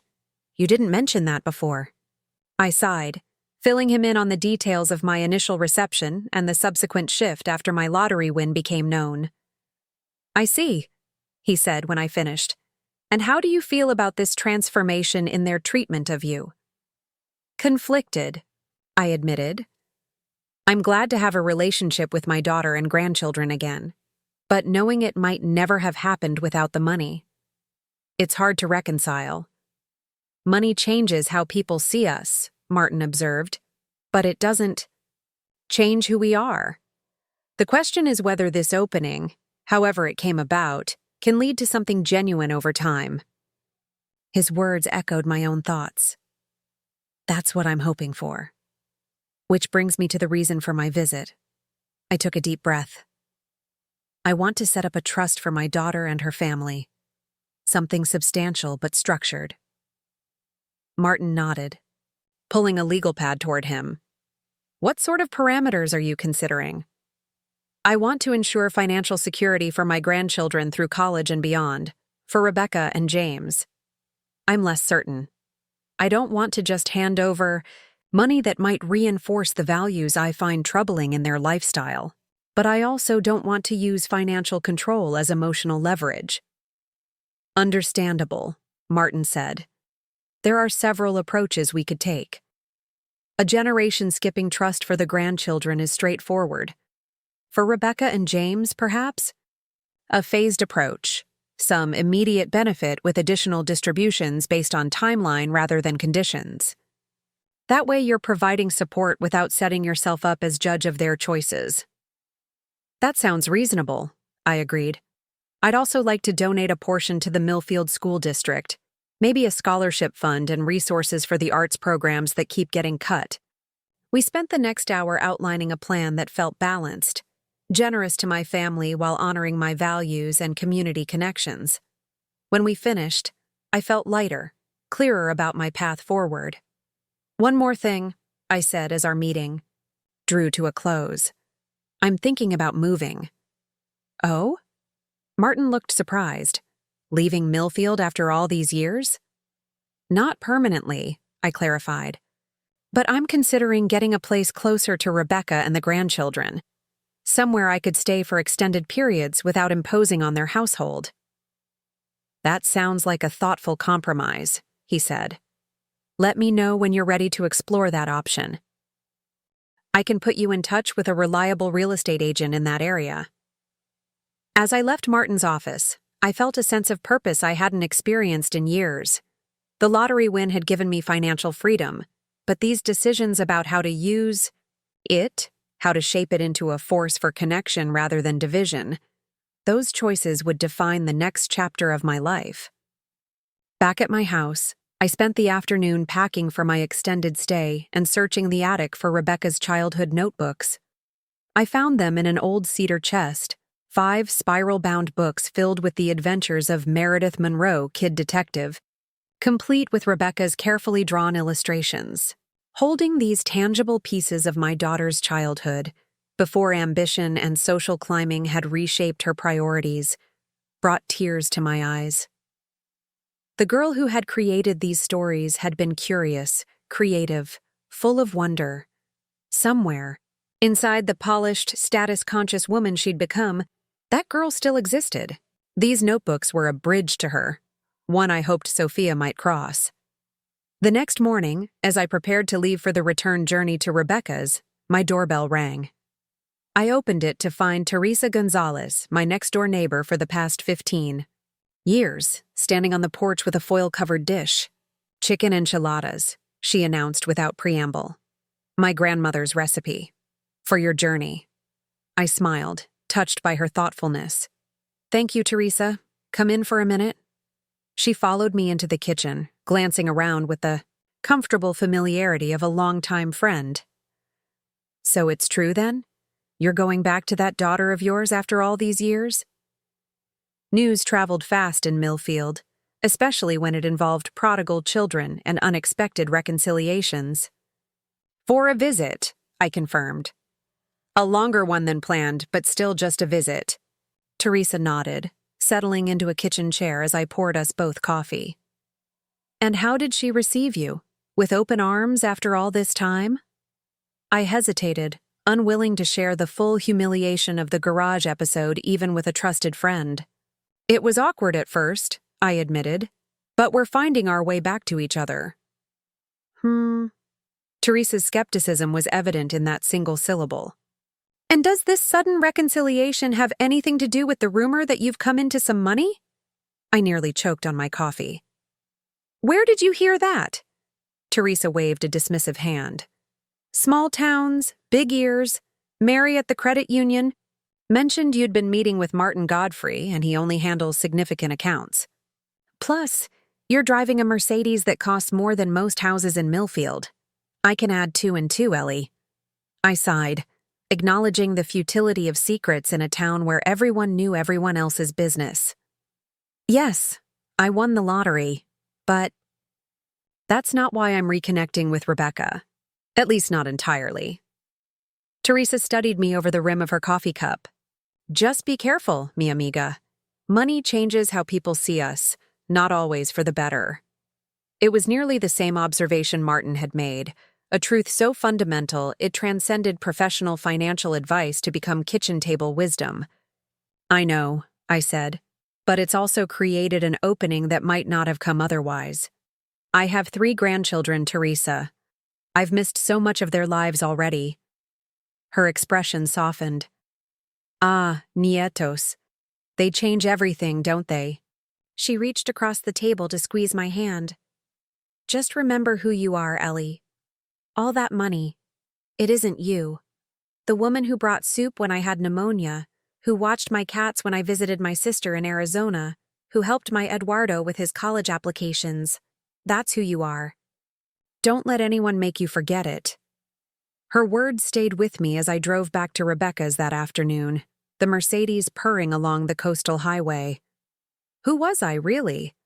The school secretary who counted pennies and volunteered at the Maritime Museum? The lottery winner who could now afford luxury hotels and designer clothes? The mother who had been relegated to the garage, or the suddenly valuable social connection to the Harringtons? All of these, perhaps. But Teresa was right. The money wasn't me. It was a tool, a resource, an opportunity. How I used it would reflect my true character far more than the simple fact of having it. I arrived at Rebecca's house just before dinner, pulling into the driveway as the late afternoon sun bathed the impressive facade in golden light. Before I could even open the car door, the front door flew open, and Emma and Oliver raced out, followed more sedately by Sophia. "Grandma, you came back!" Emma cried, flinging herself into my arms as I stepped from the car. "Of course I did," I said, hugging her tightly. "I pinky promised, didn't I?" Oliver tugged at my sleeve. "Did you bring surprises?" I laughed, reaching back into the car for a shopping bag. I might have picked up a few things. Sophia approached more cautiously, but her eyes brightened when I handed her a separate bag. "Are these—" "Your mother's detective notebooks," I confirmed quietly. "All 5 of them." Her smile was worth every mile of the journey. Rebecca appeared in the doorway, watching our reunion with a soft expression. "Welcome back, Mom. The house has been too quiet without you." "That's not what you said when I was listening to heavy metal in the garage," I teased, referencing a joke from my earlier stay that had become something of a family legend. Rebecca laughed, coming down the steps to help with my luggage. "James," called from the office. "He'll be home late, some last-minute preparation for tomorrow's event at the Harringtons." "I hope he's not stressing too much about it," I said as we carried my bags inside. Rebecca rolled her eyes good-naturedly. "You know, James, every social gathering is a strategic operation requiring military-level planning." Her casual critique of her husband's intensity surprised me, a small sign of her growing comfort in being honest with me rather than presenting a perfect facade. Inside, the house smelled deliciously of garlic and roasting chicken. "Something smells wonderful," I commented. "I'm making dinner," Rebecca announced with mock solemnity. "An actual home-cooked meal, not catered or ordered in. The children may not survive the shock." "Mom burned the first batch of garlic bread," Sophia informed me with the brutal honesty of pre-adolescence. "Thank you for that essential update, Sophia," Rebecca said dryly. "Perhaps you'd like to share all my kitchen failures from the past decade while you're at it." Their easy banter was another revelation. Rebecca engaging with her daughter as a real person rather than an accomplishment to be polished and presented. It felt like a glimpse of what our relationship might have been without the years of distance and resentment. "I brought Teresa's enchiladas," I offered, holding up the foil-covered dish. "They'll keep for another day if you've already got dinner underway." "Teresa from next door?" Rebecca asked, taking the dish. "I remember her. She used to let me help make tamales at Christmas." "She still does," I said, pleased she'd remembered this detail from her childhood. "She has a whole assembly line of grandchildren and neighbors every December." "I'd forgotten that," Rebecca murmured, a faraway look in her eyes. There were a lot of good things about Millfield, weren't there? Things I've lost sight of over the years. It was a simple acknowledgement, but significant. An admission that the life she'd left behind hadn't been all limitation and lacking, that there had been richness there too, of a different kind than she now pursued. Dinner that evening was a relaxed affair. Rebecca's slightly overcooked chicken, which she laughed about rather than agonizing over, fresh vegetables from the farmer's market, and conversation that flowed easily between serious topics and silly ones. The children shared stories from their 3 days without me, while I described my brief return to Millfield. "Is your house like this one, Grandma?" Oliver asked, gesturing around the expansive dining room. "Not quite," I replied with a smile. "It's much smaller, but very cozy. You'd have to share a room if you came to visit." "Can we?" Emma asked eagerly. "Visit your house?" I glanced at Rebecca, uncertain how she'd feel about her children experiencing my modest home after their upbringing amid luxury. "I think that would be wonderful," Rebecca said, surprising me. "Maybe during winter break? We could all go." The invitation, casual but sincere, felt like another small bridge being built between our worlds. After dinner, while Rebecca supervised the children's bedtime routines, I unpacked in the guest room, no longer a temporary accommodation, but a space that felt increasingly like my own. I arranged my clothes in the closet, placed my few toiletries. In the elegant bathroom, set a framed photo of Rebecca as a child on the nightstand. Small gestures of belonging, of establishing presence. Not quite home, but no longer foreign territory either. Just as I finished, Rebecca knocked lightly on the doorframe. "Everyone's finally settled," she said, looking tired but content. "Sophia's reading those notebooks by flashlight under her covers." I didn't have the heart to stop her. "I found them in the old cedar chest," I told her. "You were quite the storyteller at her age." Rebecca smiled, a hint of wistfulness in her expression. "I'd forgotten about those. Meredith Monroe and her endless mysteries." "They were good stories," I said. "Creative, detailed. You had a real gift." "I haven't written anything like that in years," she admitted. "Not since college, really. Law school and then marriage and children. There never seemed to be time for creative pursuits." "There's still time," I suggested gently. "Life is long, if we're lucky." She nodded, thoughtful rather than dismissive. "Maybe. After tomorrow's event at the Harringtons, things should calm down a bit. James will know one way or the other about the partnership, and we can all exhale." "Are you worried about it?" I asked. "The partnership decision?" Rebecca leaned against the doorframe, considering the question. "Yes and no. The money would be welcome. Private school tuition for 3 children adds up quickly. But it would also mean more pressure, more expectations, more of James's attention, directed toward the firm rather than home." It was the most candid assessment of her marriage I'd heard from her, an acknowledgement of the trade-offs inherent in the life they'd built together. "What would you want, if the choice were entirely yours?" I asked. She shrugged, a small, uncertain gesture that reminded me of her teenage self. "I don't know anymore. We've been on this track for so long. Bigger house, better schools, more prestigious connections, that I'm not sure I remember what our original destination was supposed to be." The metaphor struck me as both apt and sad.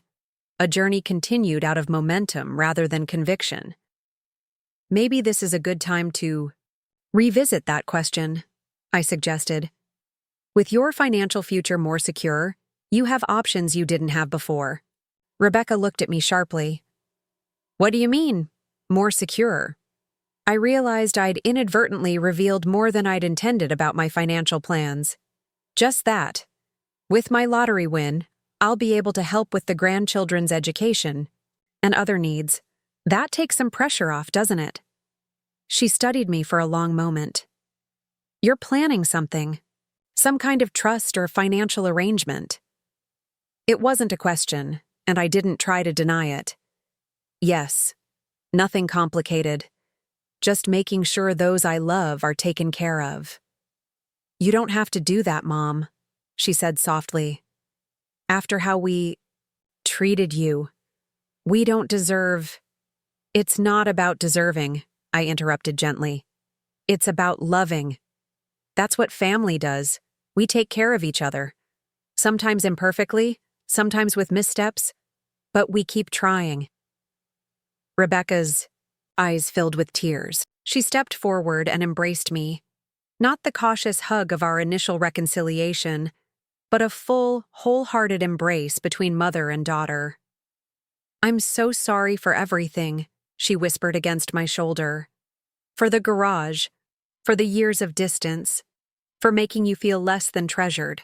"I know," I murmured, stroking her hair as I had when she was small. "It's behind us now. We're writing a new chapter."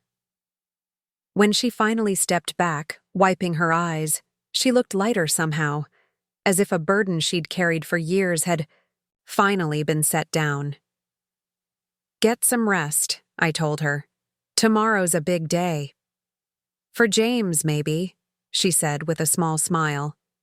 "For us, it's just another step in figuring out what really matters."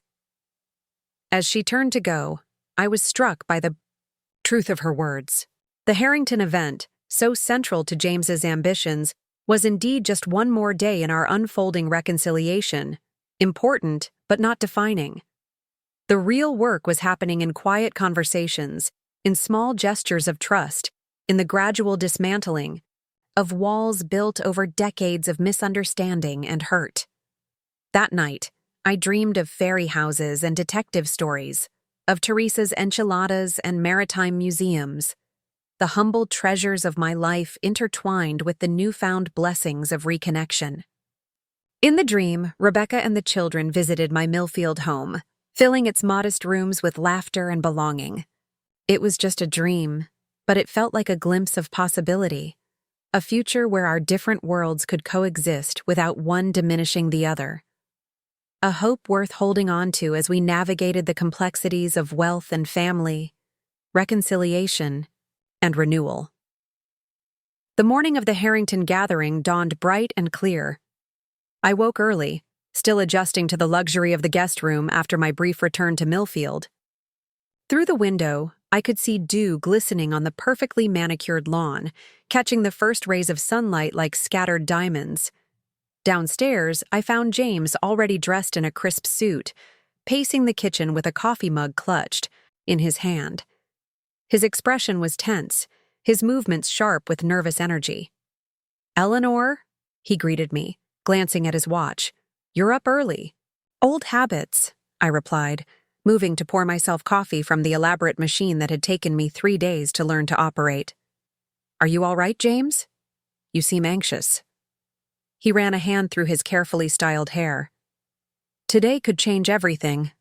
Miles hinted strongly that partnership decisions would be finalized this weekend. This gathering isn't just social, it's the final assessment. I nodded, understanding his nervousness even if I didn't fully share his single-minded focus on advancement.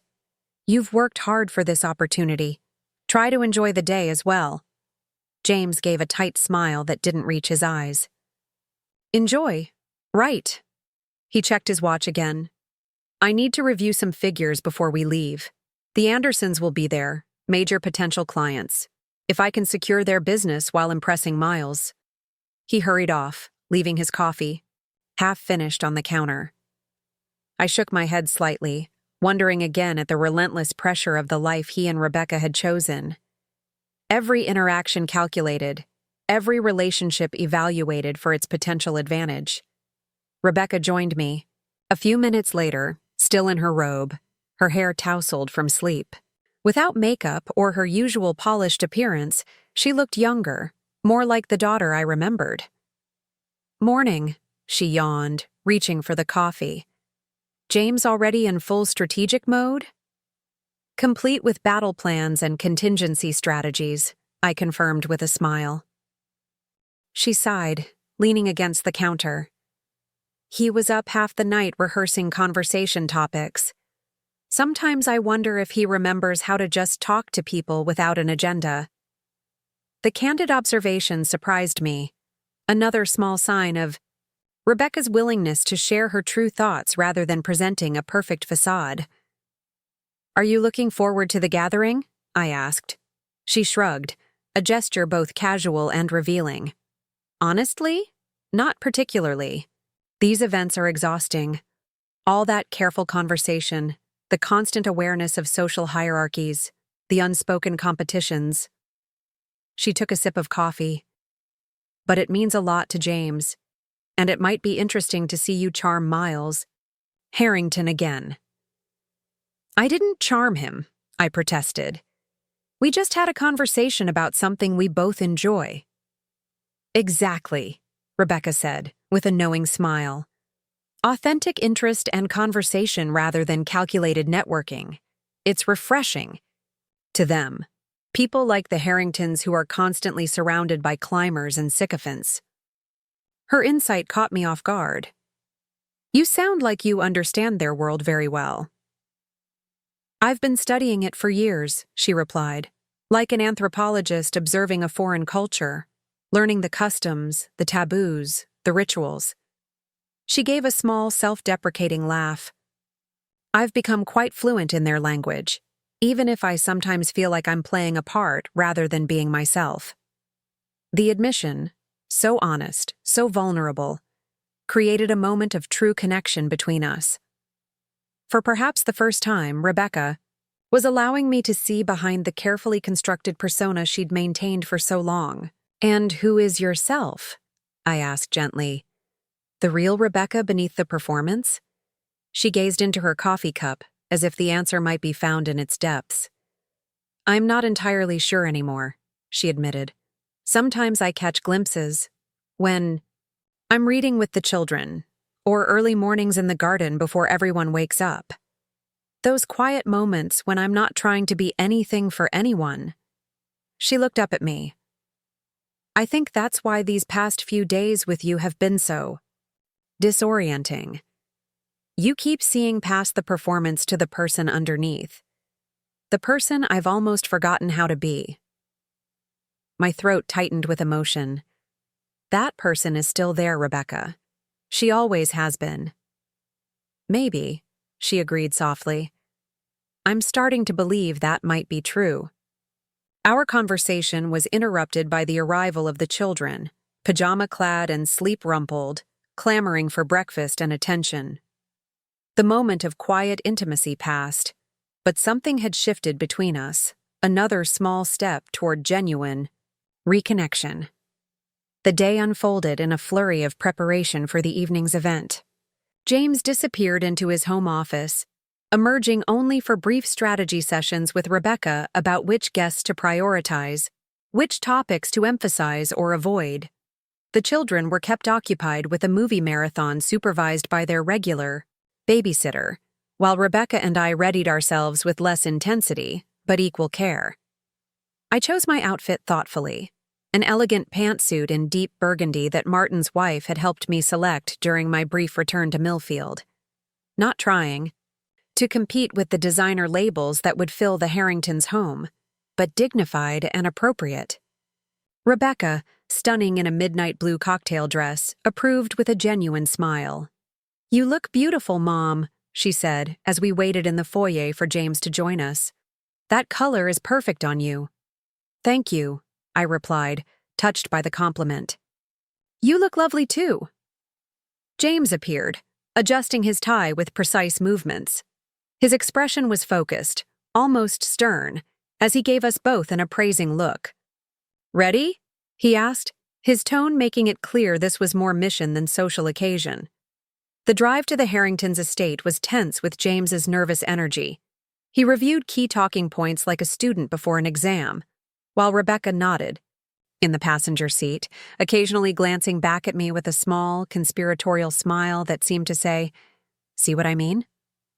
The Harrington home was exactly as I'd imagined, a sprawling stone mansion set on manicured grounds, with uniformed staff greeting arrivals and taking cars. As we walked toward the entrance, James straightened his shoulders like a soldier preparing for battle. Remember, he murmured to Rebecca, the Andersons are key targets tonight, if you can get Elaine Anderson talking about her charity work. I know, James, Rebecca replied with practiced patience. We've been over this. Inside, the house was a testament to old money and refined taste, antiques that had clearly been collected over generations rather than purchased en masse. art that reflected genuine appreciation rather than investment strategy. It was wealth of a different sort than the more ostentatious displays I'd seen in some of Rebecca and James's neighbors' homes. Miles Harrington spotted us immediately, breaking away from a conversation to greet us with surprising warmth. "The Williamsons!" he exclaimed, shaking James's hand firmly. "And Eleanor. Delighted you could join us." His focus on me seemed to both please and slightly discomfit James. "Arthur Chen has been asking if you'd arrived yet. He's eager to continue your conversation about maritime history." James's smile tightened almost imperceptibly. This wasn't following his carefully plotted script, the attention being directed toward me rather than his professional accomplishments. "I'd be happy to speak with Arthur again," I said, not wanting to derail James's opportunity, but also unwilling to diminish myself to satisfy his agenda. But I'm sure he'd also be interested in James's insights on the Anderson portfolio strategy. James was telling me about it on the drive over. Quite impressive. Miles's eyebrows rose slightly. "Indeed? Well, we should certainly discuss that as well. Come, let me introduce you around." He guided us deeper into the gathering, his hand lightly at my elbow in a gesture of respect that clearly registered with every observing guest. The next 2 hours were a carefully choreographed social dance. I found myself separated from Rebecca and James, drawn into conversations with various guests who seemed genuinely interested in my perspectives rather than my connections. It was flattering, but also somewhat disconcerting. This sudden social capital based on nothing more than Miles Harrington's apparent approval. From across the room, I occasionally caught glimpses of James working his strategy, engaged in intense conversation with the Andersons, laughing at appropriate moments with various partners, his expression carefully calibrated to project competence. Rebecca moved through the crowd with practiced grace, supporting James's efforts while maintaining her own network of connections. They were good at this, I realized. This complex game of social positioning and strategic relationship building. Years of practice had honed their skills to a fine art. Yet watching them, I couldn't help wondering if the performance brought them joy or merely advancement. During a quiet moment by the refreshment table, Arthur Chen joined me, his expression brightening with genuine pleasure. "Eleanor, I was hoping we'd have a chance to continue our conversation about the Whitaker collection. I've been doing some reading since we last spoke. Fascinating history about those ship models." We fell into easy conversation about maritime traditions and the craftsmanship of miniature shipbuilding. It was refreshing to discuss something simply for the pleasure of shared interest, without calculating its potential benefit or strategic value. Our conversation was interrupted by Celeste Harrington, who approached with a woman I hadn't met yet, elegantly dressed, with sharp eyes that missed nothing. "Eleanor, I wanted to introduce you to Judith Pearson," Celeste said with practiced smoothness. "Judith is on the board of the Regional Maritime Museum Association. When I mentioned your connection to the Whitaker collection, she was most interested." Judith extended her hand. "Celeste tells me you're a volunteer docent at a small coastal museum. We're always looking to build relationships with local collections for our regional exhibits." The next 20 minutes were an unexpected deep dive into museum curation, preservation techniques, and the challenges of small institutions with limited budgets. Judith listened intently to my descriptions of the Whitaker collection's unique features, occasionally making notes on her phone. "I'd very much like to visit your museum," she said finally. "Perhaps we could discuss a temporary exhibit exchange? Some of your ship models displayed at our main facility in exchange for pieces from our navigation instrument collection?" "That would be wonderful," I replied sincerely. "The exposure would mean so much to our local museum." "Excellent. I'll be in touch." She handed me her card, heavy cardstock with embossed lettering that spoke of institutional prestige. As she moved away, I caught sight of James watching our interaction, his expression a complex mixture of surprise and calculation. He had been tracking me throughout the evening, I realized, adjusting his own strategy based on my unexpected social currency. The evening progressed with more introductions, more conversations that seemed to position me as someone of interest, rather than merely James's mother-in-law. It was a strange reversal of status that I hadn't anticipated and wasn't entirely comfortable with, this value assigned to me based not on who I was, but on who seemed to approve of me. Around 9, Miles Harrington gathered everyone's attention with the gentle tapping of a spoon against his crystal glass. The room quieted immediately, all eyes turning toward our host. "Friends," he began, his voice carrying easily through the space. "Thank you for joining us this evening. Celeste and I are delighted to have you in our home." He paused, his gaze sweeping the room before settling on James. "As many of you know, we've been considering some structural changes at Harrington, Chen and Associates. After careful deliberation, I'm pleased to announce that effective Monday, James Williamson will be joining our partnership ranks." A round of applause filled the room. James's face transformed with barely contained elation, while Rebecca beamed beside him, accepting congratulations from nearby guests. Miles continued with some remarks about James's contributions to the firm, his potential for future leadership, the clients he had brought in. I watched from a slight distance, genuinely happy for James's achievement, yet somewhat troubled by the naked ambition that had driven him to it. An ambition that had, just days ago, deemed me unworthy of basic hospitality. After the announcement, James was surrounded by well-wishers and colleagues offering congratulations. Rebecca made her way to my side, her expression a mixture of pride and something more complex. "He did it," she said softly. "Everything he's been working toward for years." "I'm happy for him," I replied sincerely. "For both of you. It's a significant achievement." Rebecca nodded, watching her husband accept accolades with practiced humility. "Yes, it is." She hesitated, then added, "But I keep thinking about our conversation this morning, about performances and authentic selves. Will this achievement bring him joy, or just the pressure to reach for the next rung on the ladder?"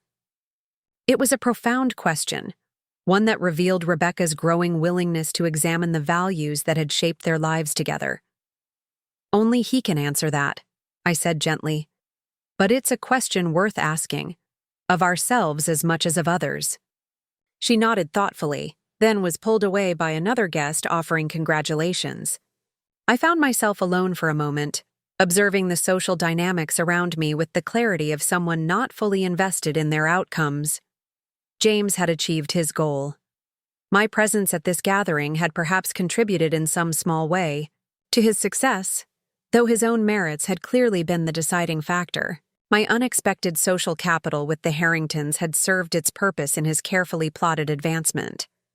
What role would I play in their lives now that this milestone had been reached?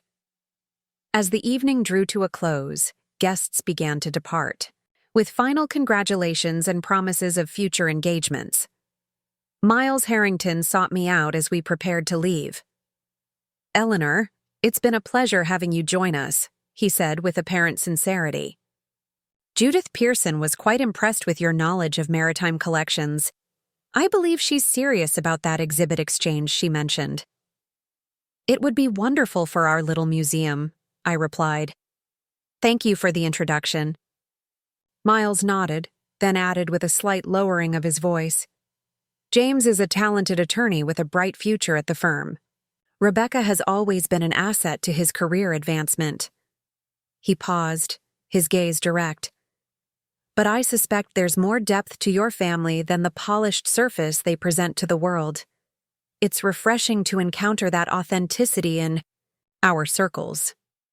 His observation was surprisingly perceptive and somewhat unsettling in its accuracy. Before I could formulate a response, he was called away by another departing guest, leaving me to ponder his words. The drive home was animated by James's elation. The tension that had marked our journey to the Harrington estate had transformed into expansive enthusiasm as he recounted conversations, analyzed reactions, and planned next steps in his newly elevated position. "Did you see Anderson's face when Miles made the announcement?" he asked, glancing at Rebecca. "I think we've got their business secured. And the way Chen immediately started talking about bringing me into the Westlake negotiations, that's a 7-figure client right there." Rebecca made appropriate responses, but I noticed her watching him with that same thoughtful expression from earlier. Pride mixed with a new awareness of the patterns that defined their lives. When we arrived home, the babysitter reported that the children had been perfectly behaved and were all sound asleep. James immediately retreated to his office to make some notes while everything's fresh, leaving Rebecca and me alone in the kitchen. "Would you like some tea?" she offered, filling the electric kettle. "I'm too wired to sleep just yet." "That would be nice," I agreed, settling at the island counter. As she prepared the tea, Rebecca seemed contemplative, moving through the familiar motions with a kind of deliberate mindfulness I hadn't observed in her before. "So," she said finally, placing a steaming mug before me, "James got what he wanted. Partner at 38, ahead of his 5-year plan. He should be proud," I said. "It's a significant achievement." "It is," she agreed, sitting across from me with her own mug. "And yet," I prompted gently. She sighed, cupping her hands around the warm ceramic. "And yet I find myself wondering if it will be enough. If anything ever will be." She looked up at me, her expression vulnerable. "Does that make me ungrateful? We have everything most people dream of. This house, financial security, healthy children, social status. Why does it sometimes feel like we're still chasing something just beyond our reach?" The question hung between us, profound in its simplicity, challenging in its implications. I chose my words carefully, not wanting to dismiss her legitimate accomplishments while still acknowledging the emptiness she was describing. "Having goals isn't the problem," I said slowly. "It's when the achievement becomes the only measure of worth, when who we are gets lost in what we have, or what position we hold." Rebecca nodded, her gaze distant. "When I was watching James tonight, surrounded by all those people congratulating him, I had this strange moment of clarity. I could see the next 20 years mapped out perfectly. More promotions, bigger house, prestigious board positions, carefully curated vacation photos for the Christmas card." She paused, turning her mug slowly. "And I realized I wasn't excited by that vision. I wasn't dreading it either. I just felt nothing." "What would excite you?"